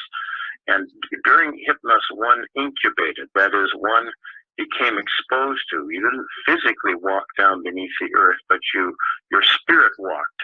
Your spirit projected into the earth. And so it was a very different thing than simply sleeping or having a dream, or having something induced into you through hypnosis. It was the projection of one's psyche, or psyche, into a deeper and deeper state. This descent into the divine underworld was known as the katabasis, or the katabasis. Kata means down, below, down, going deeper, and basis means into the underworld, into the abyss. As opposed to the later terms that would be used for the ascent into the heavens. When you ascend into the heavens, you're ascending into the night heavens. You're ascending still into the same place that you descend into. It's the divine world, which is, for all practical purposes, the underworld or the night world. And this is called the katabasis. The most important term is this term that is a root for the word kore. Persephone is the kore cosmo, the virgin of the world is the way it's translated, but it doesn't mean a virgin in a sexual sense. It means an eternally youthful, always at her prime goddess. And the kuros is simply a word related to that, which means a divine child, a child that is forever youthful and forever immortal. This is the concept of immortality, being youthful eternally. And so this rebirth as a divine child, which is the initiation that takes place in this descent, is called kurotrophos. Trophos means nurture. So it's the nurture of the divine child. It is can be related to the Dionysian mysteries and the later mysteries of dying and rising gods, especially of child gods that are born and reborn. But it is much, much more ancient than they are. So this is a term that's very important. And a person will be led by maidens who are kurai, who are immortals, and the person will become a kuros.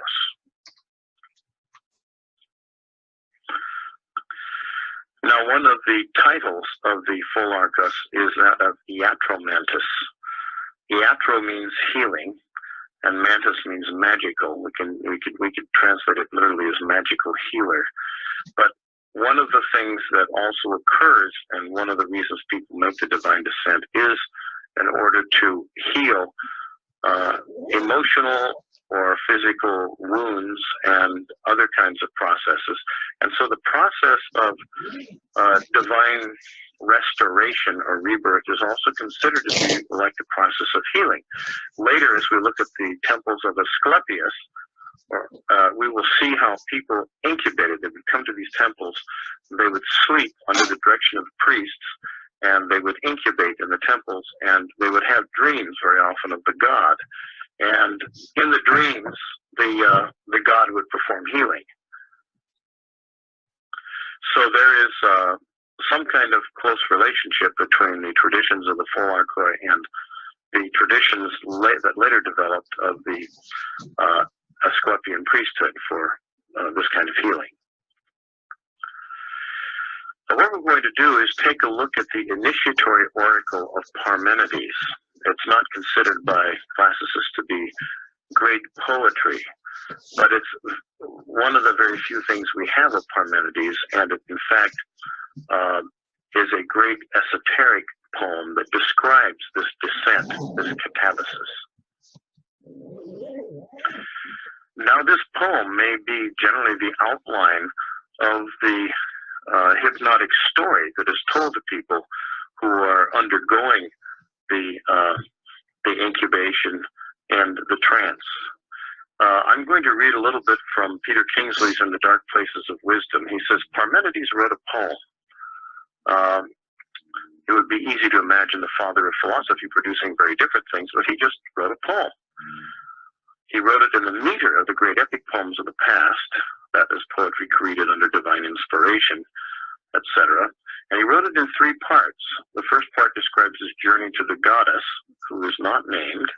Some people say she is Dike, which is justice.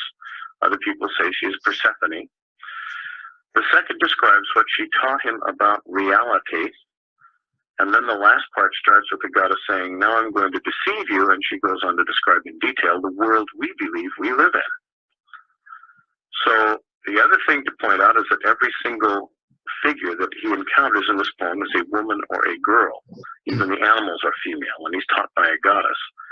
And the universe he describes as a feminine one, and then that is a characteristic we have to be aware of when we read through the poetry. The poetry is deceptively simple. For centuries, people have tried to make sense of the journey that Parmenides describes, but nobody's really understood it until we begin to understand what Parmenides was doing. This was part of his priestly work. Now, he doesn't tell you who and what the figures are that he meets with, but female figures, Kurai, had come into the light of the upper earth to meet him, and now they're taking him down below. They'd come out from the mansions of night, which are in the depths of the edges of existence, where earth and heaven have their roots. They're in Tartarus, where even the gods are afraid to go. And they take him to the gates that day and night come out of whenever they emerge and move through the world. These are in the depths of the depths, or at the entrance to the mansions of nights. So they're taking Parmenides back to where they've come from. And as the doorkeeper opens up to let them through, the gates move apart to create a huge chasm. And this is talked about in many of the Greek poets. It's the chasm of Tartarus by the mansions of night. So let's listen to what how the poem goes in translation of Parmenides' journey down into the underworld, into the regions of Hades and Tartarus, where no one usually returns. And then these details will fall into place. So here's what he says. The mares that carry me as far as longing can reach rode on.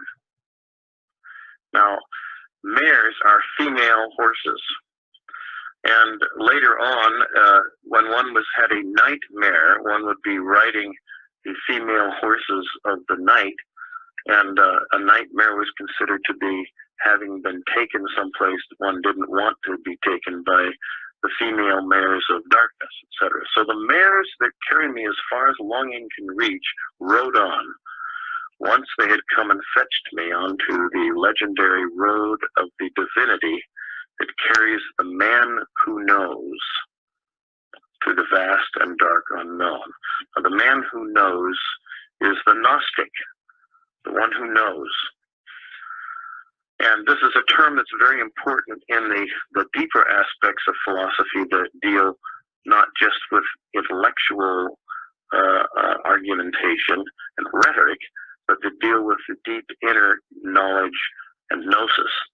The difference between the Latin scientia, which meant knowledge, and the Greek gnosis, which meant knowledge, and there were other terms for knowledge among the Greeks, but the Greek word gnosis, and one who is a Gnostic, is not necessarily one who is a 2nd century Hellenistic follower of Valentinus. That was just a term later appropriated, but the Gnostic is a term that's even more profound than that of the philosopher. The Gnostic is the initiated philosopher, the one who has been in contact with the true and deep mysteries of the universe. So once they had come and fetched me onto the legendary road of the divinity that carries the man who knows through the vast and dark unknown, and carries the Gnostic through the vast and dark unknown. And on I was carried, as the mares, aware just where to go, kept carrying me, straining at the chariot. So he rides on a chariot, just as the Merkaba mystics ride on a chariot, the Merkaba, except they go through an ascent through the heavens. And the young women led the way, and the term for young women is Kurai, which means the eternally immortal, eternally youthful, beautiful, vigorous goddesses led the way.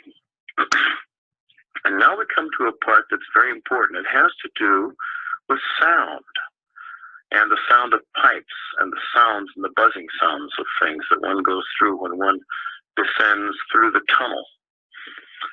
And the axle in the hubs let out the sound of a pipe blazing from the pressure of the 2 well-rounded wheels at either side as they rapidly led on.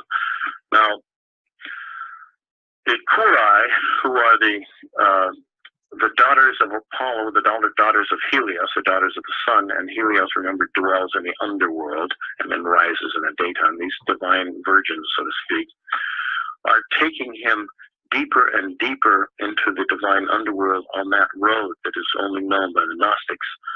And the mares who know their way are taking him that direction. And as that happens, there is a sound of piping. And he associates it poetically with the turning of the axle of the wheels, the kukloi, the wheels, the cycles that go round and round in the chariot. And the women are leading the way. And then he says, and the axle and the hubs let out the sound of a pipe blazing from the pressure of the 2 well-rounded wheels at either side as they rapidly led on. Now, what is this sound? What is the sound of the wheels? Well, this is an important thing for us to look at because music was often used, and the sound of the pipe and various other kinds of sound were used in order to bring people into a trance state.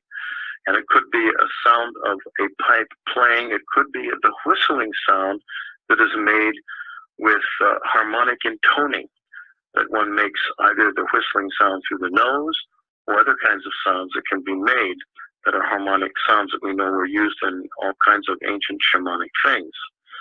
So this pipe is a very important thing to look at.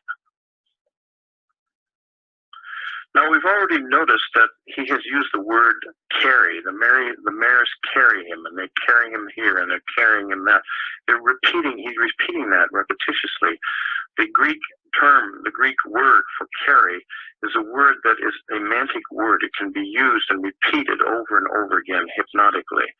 And the concept of the pipe, which he repeats several times, the sound of the pipe and the sound of the wheels, and later the sound of the key and the turning in the lock and so on, that he will repeat as is something that is part of mantic and repetitious work that is used in hypnotic practice. So this one simple detail in his account is easy to miss. During the whole journey, there's no mention at all of any noise except for one single sound. That's the sound the chariot makes as the daughters of the sun draw him along, the sound of a pipe. And he then mentions the sound of the pipe and uses the same word again to explain how the huge doors spin open, rotating in hollow tubes or pipes. And it's a very interesting word because The word for pipe that he used is syrinx. And again, quoting from Peter Kingsley, it had a very particular spread of meaning. Syrinx was a name either for a musical instrument or for the part of an instrument that makes a piping, whistling sound, a sound called syrigmos. But there's one aspect of these words you have to bear in mind. For Greeks, this sound of piping and whistling was also the sound of the hissing made by snakes. It would be easy to miss. Ancient Greek accounts of incubation repeatedly mention certain signs that mark the point of entry into another world, into another state of awareness. It's neither waking nor sleeping. And one of the signs that you become aware of is a rapid spinning movement. Another is that you hear a powerful vibration produced by a piping, whistling, hissing sound. And in India, the same signs are described as a prelude to entering samadhi, the state beyond sleep and waking, and they are directly related to the process known as the awakening kundalini, the serpent power. When it starts waking up, it makes a hissing sound. So the parallels, Kingsley says, between standard Indian accounts of the process and Parmenides' account of the journey are obvious. And even specialists in Indian traditions have written about them and discussed them. And what hasn't been noticed, though, is that the particular sound mentioned by Parmenides, the piping syrinx that makes the syrigmos, happens to be the sound made by a hissing snake. There is a very interesting magical text written on a large papyrus in the old Paris library, which gives examples of how to use magical repetition of words and go into a state of trance. And it has a section referred sometimes to as the recipe for immortality. The recipe is esoteric, only for transmission from a spiritual father to his adopted son. This is the same thing we're going to run into when we look at the Hermetic initiation, the initiation of Hermes Trismegistus. It's a recipe for going through an inner process of death, for being brought almost to the point of physical extinction, so that the initiate can be born into a world beyond space and time, and it involves making a cosmic journey while in another state of consciousness. In the case of the Hermetic literature, it will be an ascent through the spheres to the Ogdoad. And repeatedly, the initiate is told by the father that on the different stages of the journey, he has to keep producing a piping, whistling, hissing sound, the sound of the syrinx. Magicians used to make that sound as part of an exercise in breath control, and the sound of the syrinx was a call for silence. It's something that makes every sense on every level be still, be still. So the noise of the syrinx is the ultimate password. It's the sound of silence. But there's one more thing in the recipe for immortality that we find from the papyrus. Before an initiate can be accepted into the realm of the gods, he has to convince them that he belongs there. And so he's told to say the words, "I too am a star, wandering around together with you, shining out of the depths." And this is when he has to keep making the sound of the syrinx as he says it. So you can see that Greek mystical texts explain that this hissing or piping sound, the sound of silence, is the sound of creation. It's made by the stars, by the planets. It was Pythagoras' sound that he once heard in a state of ecstasy and stillness, called the harmony of the spheres, or the music of the spheres. So this is the sound that the piping sound refers to in this poem, and is the sound that was probably made by the Pholarchus himself. Now,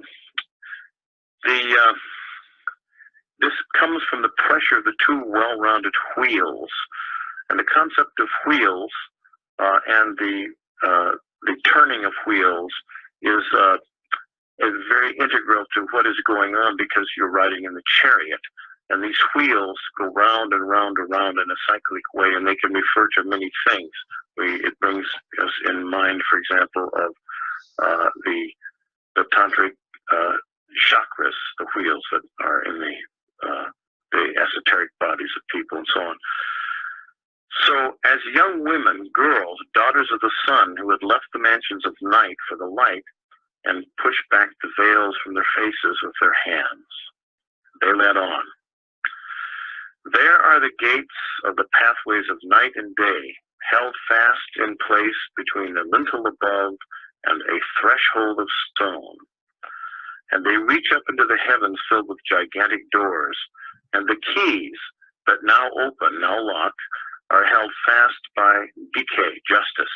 She is named. But remember, Decay, Justice is an abstract. Persephone is the real goddess of the underworld. She who always demands exact returns. It's like karma. And with soft, seductive words, the girls cunningly persuaded her to push back immediately, just for them, the bar that bolts the gates. And as the doors flew open, making the bronze axles with their pegs and nails spin, now one, now the other, in their pipes, they created a gaping chasm. So here's the constant reference to this syrinx. Straight through and on the girls, the Kurai, held fast their course for the chariot and horses straight down the road, so deeper and deeper into the abyss. And now the goddess appears. And the goddess welcomed me kindly, and the goddess is not named, but the goddess must be Persephone, because she's so embedded in these traditions of descent into the divine underworld. And the goddess welcomed me kindly and took my right hand in hers. Now, today we think of a handshake. People put out their right hands and shake their hands together as just a social, something we do as a social convention. Not so in the ancient world. There are different ways of touching people, and to offer the right hand of fellowship, to put out the right hand and touch the other person's right hand, was a very special symbol. And in the initiatic mysteries, it was an even more special symbol. It means nothing today. But back then it did. And so for the goddess to offer her right hand and take his right hand was an acknowledgement that the one who had been able to make this journey was a most remarkable, heroic being, and she was congratulating him and welcoming him as a peer and as one who is worthy in this place. So she took my right hand in hers and spoke these words as she addressed me. Welcome, young man. And young man is a special term. Kuros, young and immortal man. Partnered by immortal charioteers. Partner, and there's another term that is used here for the term Kuros. The veils have been removed. At this point, the Kurai, the young girls, have removed and brought apart the veils that shield us from this deeper and inner knowledge. And the locks with the nails and the spinning mechanism have been driven. And so it is that the gates to the underworld have been opened. And Decay, Justice, who bars them shut and does not let them be opened in any way, has been persuaded to open for him. And so she says, welcome, young man, partnered by immortal charioteers, reaching our home with the mares that carry you. For it was no hard fate that sent you traveling this road. In other words, you're not here because you died and or committed sin and died, so far away from the beaten track of humans. But rightness and justice, Decay and Dikaiasane, and what's needed is for you to learn all things, both the unshaken heart of persuasive truth and the opinions of mortals, in which there is nothing that can truthfully be trusted at all. But even so, this too you will learn how beliefs based on appearance ought to be believable as they travel all through all there is.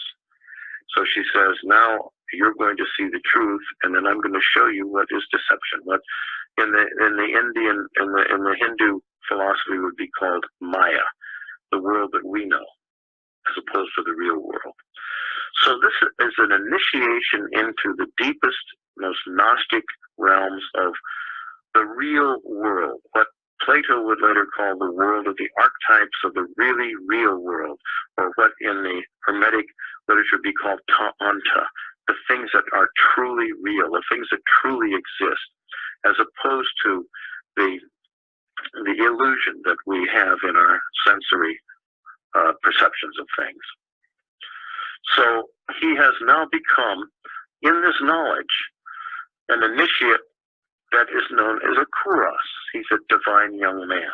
He has become an entirely different being. He's been twice born. He has been initiated and brought into this kind of knowledge. And this is all we have of this oracle of Parmenides, but it's very, very powerful, and to understand what it was used for and what it represented, because it was probably not used for something. It probably represented a very long process, basically a 3-day process, summed in this poetry.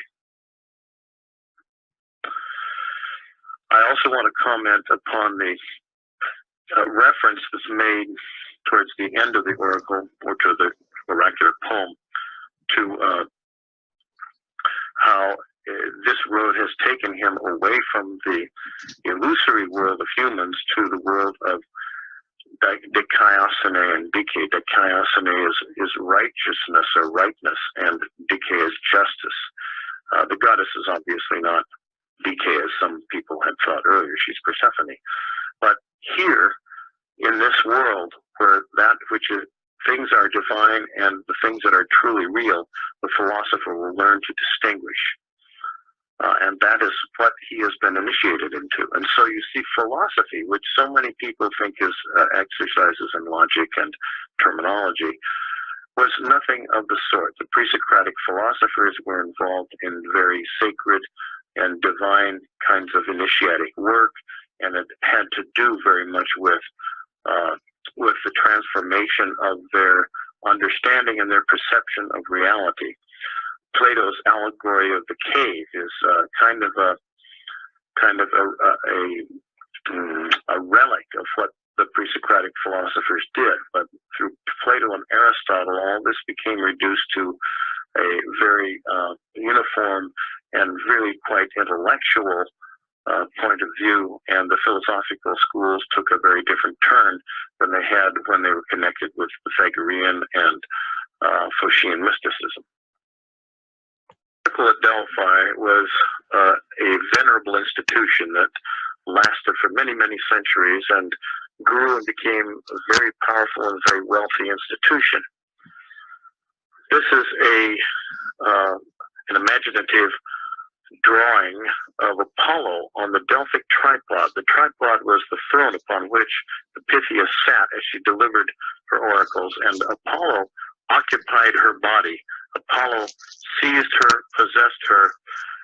It was very often thought that he came up with the vapors from under the earth. Remember, we had a lot of tectonic activity, and there were vapors coming up from under the earth, and actually entered her through her vagina. And the point of the tripod was perhaps that he entered her through her vagina and went all the way up her spine into her head or something like that. But here he is presented as it's actually Apollo who sits on the tripod and speaks to you, because he is simply using the oracle, the Pythia, as a puppet. Now, Delphi was located high in the mountains, not far from Mount Olympus. You'll notice on this map that it is about halfway between Athens and Mount Olympus. Here's a location of Delphi. It was a long and arduous journey to reach Delphi, because it was mountainous and over long, dusty roads. It was in view, however, of Mount Olympus and the high mountains. And the most important city that related to it and was most politically tied to Delphi was Athens. And however, the support for Delphi came from all over the world. Let's take a look at a timeline for the historical events and that occurred with Delphi, as far as we can tell through archaeology. We know that that Gaia was worshipped, and that her oracles were attended by female shamanesses and Sybils before the advent of the actual Apollonian oracle at Delphi, from around perhaps 1700 years before the Christian era to about 1400 years, which is about the time of the Mycenean invasions and the time of the destruction of the Cretan Minoan civilization. So it was a woman's shrine, and it was a shrine to Gaia. Apollo arrives at Delphi mythologically, which means the Mycenean priesthood of Apollo arrives at Delphi probably between around 1200 and 1100 years before the Christian era. And it's at that point that they take over the shrine, and they take control of the shamanesses, they take control of the priestesses, and they institute it as a shrine to Apollo, and Apollo as the one who is actually giving the oracles. Now, in the ensuing centuries, the fame of Delphi spreads throughout Greece and everywhere else, and it starts to become rather wealthy. People come from all over the world, and when you come to get an oracle, you bring money, you bring donations, and that is builds up the wealth and the buildings and the architecture of the place. From about 600 to 700 years before the Christian era, during the age of the Greek colonies, Delphi became the supreme authority on where and when it was favorable to found a colony. As a matter of fact, the Phocians had consulted the oracle at Delphi many years before they were driven out by the Persians, and they were told to found a colony on the island of Corsica. And fortunately, they had that colony, because when they were driven out and had to leave really literally in haste overnight, almost like the Knights Templar did from France, they had a place to go. And in fact, a place where they were able to stay for about 5 years. Well, then after the wars of the Greeks, eventually the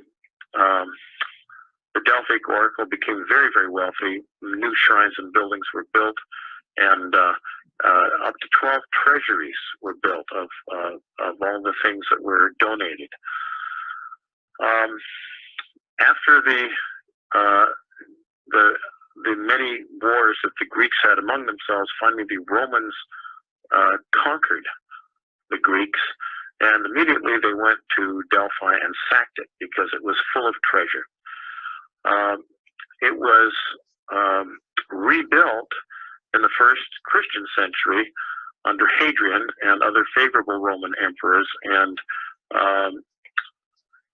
did continue for some time under Roman protectorship, but finally in the 4th century AD was proscribed by the Christians, who had now become politically powerful in the Byzantine Empire, and they absolutely destroyed the oracle and all of its sacred grounds.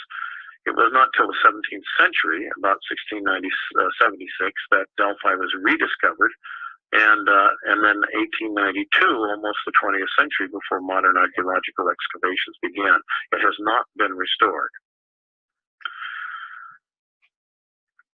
Here are some examples of the ruins of Delphi that remain. It's near the Castalian spring, where the Pythia would wash and cleanse herself before doing her work, and also where the worshippers would come and cleanse themselves. There's a museum there now. It's not too far from the stadium, and which is up on a hill behind the sacred grounds of Apollo. But it is all basically ruins. It's high in the mountains, very difficult to get to. There was a long journey required, and it was a difficult journey. On the way to Delphi, one might have stopped at the Oracle of Trophonius, however, because it was between Thebes and Delphi. As you finally got near Delphi, you will see that there was a great acropolis right behind it, where the mountain came up to its highest position, and then on the plain below it is where everything was built. The things that remain today from the temple, and actually from all the several temples that were built there, are simply great stones and megaliths that have been brought down, and some columns that still remain. Tourists can tour this area. We can see the general outlines of some of the great buildings.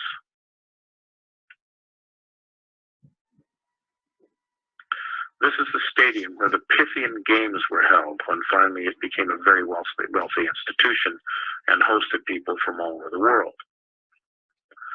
And the people who would come would leave treasures for the treasury, and they would sometimes make inscriptions and offerings and build separate places honoring the Delphic priesthood, the Apollonian priesthood, from their places in the world, all the way down through the Hellenistic rulers and what have you.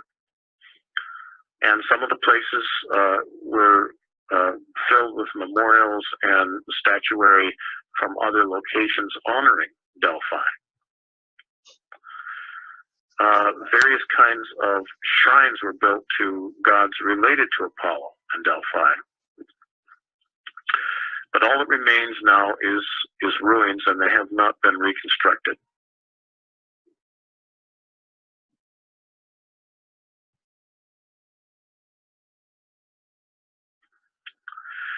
In the Delphic Museum, we have some fine pieces. This is the Sphinx, and we're going to talk a little more about the Sphinx. The Sphinx that all who journeyed here would see. And she was associated with the inscription on the wall that everyone would read, Nophi Seauton, which we're going to talk about in a minute. Here we have possibly a remnant of the veil that was worn, or the headpiece that was worn by the Pythian oracle herself, that was embroidered with gold. Here's a reconstructed view of Delphi. As you can see on the Acropolis, above it, we have the great gymnasium and the stadium.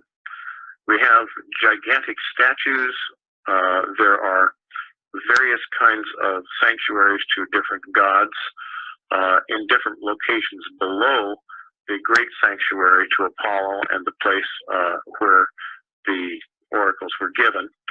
And the road comes in to a spectacular sight as one approaches Delphi itself.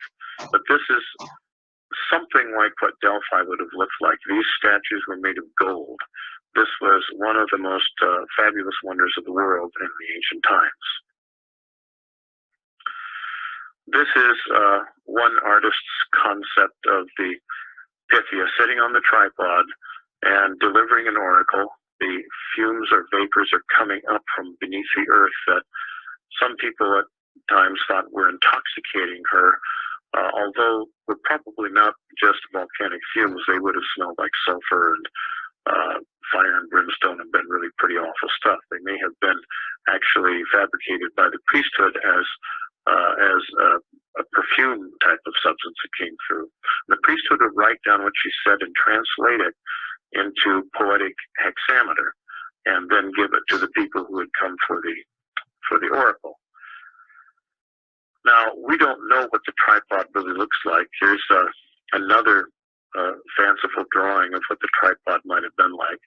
But we know that the oracle sat upon the tripod, that she only held forth one time each year in September, until there was so much demand that finally several times during the year people would be allowed to come in and seek the advice of the oracle. And finally there were so much demand that 3 women would be prepared to operate each day for giving the oracles. This is probably what the tripod really looked like. It was probably a rather small 3-legged stool that she sat upon, and she held a laurel leaf in her right hand and a little crater of water in her left hand that operated like a mirror. And when the leaf would tremble, the trance would be upon her, the god would speak through her.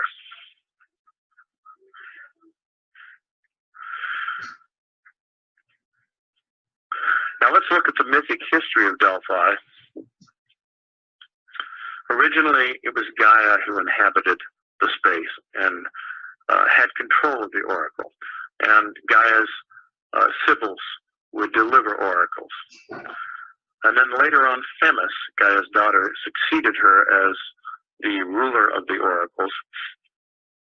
And finally, Theobe, who was a Titan and a daughter of Gaia, became the third occupant of the oracle.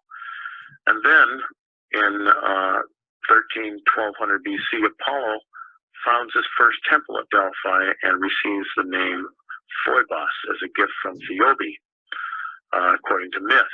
And Apollo then slays the python, which is a great dracon, a great snake. And this is described in the Homeric hymn to Apollo. And other versions tell us that the python is Gaia's offspring and the guardian of her oracle. But we know that that Apollo had to cleanse himself because he performed some kind of an act that was sinful. And this may have been actually the coming in of the priests of Apollo and taking by force the oracle of Gaia and enslaving the women who were working the oracle, or the shamanesses, we don't know. But in order to cleanse himself, according to myth, Apollo spent 8 years at the service in the service of Admetus, the king of Pherai. And then, having been finally cleansed of his sin, he returned as master of the oracle. Now, we know that that according to myth, when Apollo slew the great python that guarded the oracle, that it rotted. And the Greek word for rot or rotting is pith. And that is where the name for the python came, and that is where the name for Apollo's wife, who became the first Pythia, the first woman to deliver oracles. And she did so on a rock ledge that jutted out over the area where all the buildings would later be built with all the temples. And she did so from a shelter that was constructed of laurel leaves and laurel stems and branches. And so, just like the booths and tabernacles of the Jewish holidays of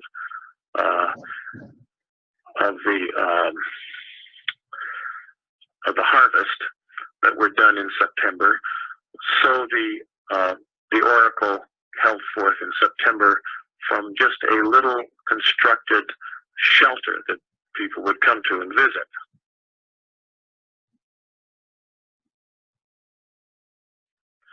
Now, there's a very interesting philosophical argument that goes on about oracles, because originally the source of all oracles is considered to be Nux, the great primordial reality, the divine underworld, and Nux, which is the sacred night, sacred darkness, out of which all truth and all reality come.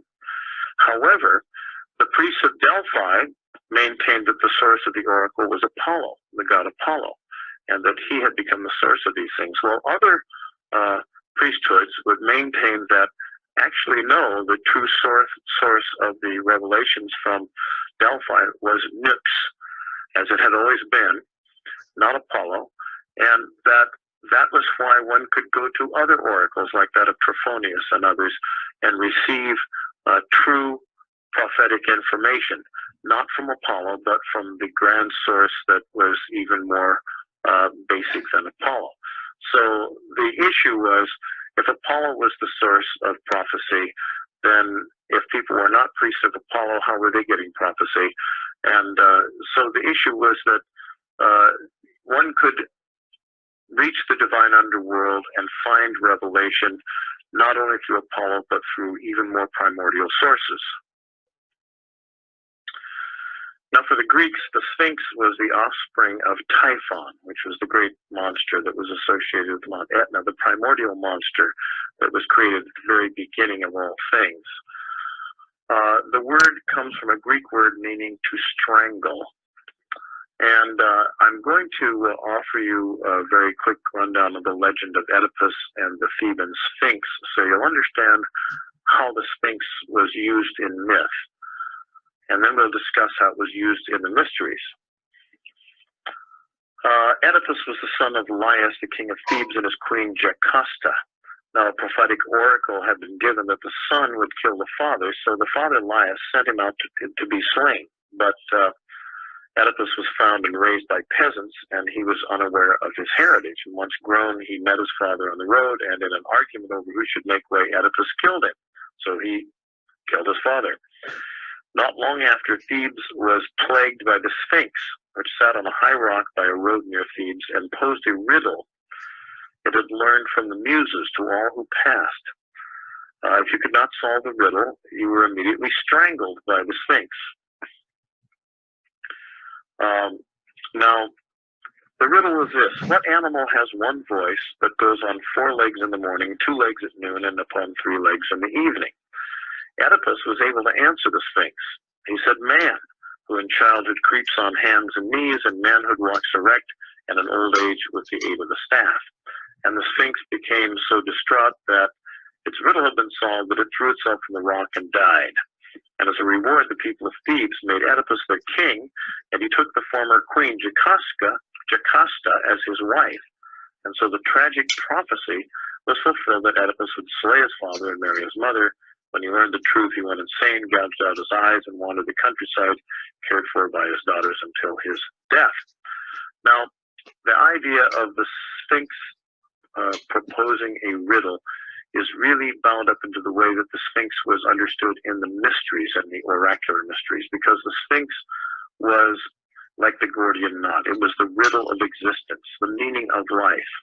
And the riddle was what you got when you went to the Oracle at Delphi. You didn't get a straight, simple, straightforward, prosaic answer.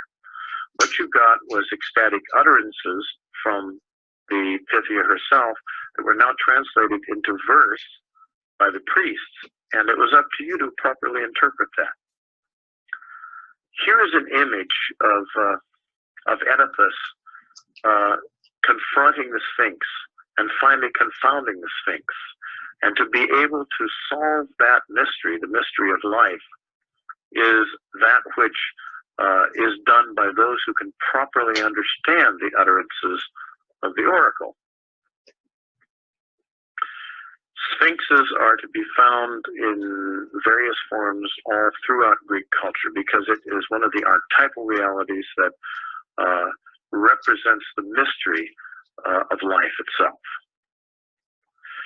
Now, you know, in Egypt, the Egyptian head of Pharaoh was carved on top of a lion's body, and this was a representation of prophetic wisdom.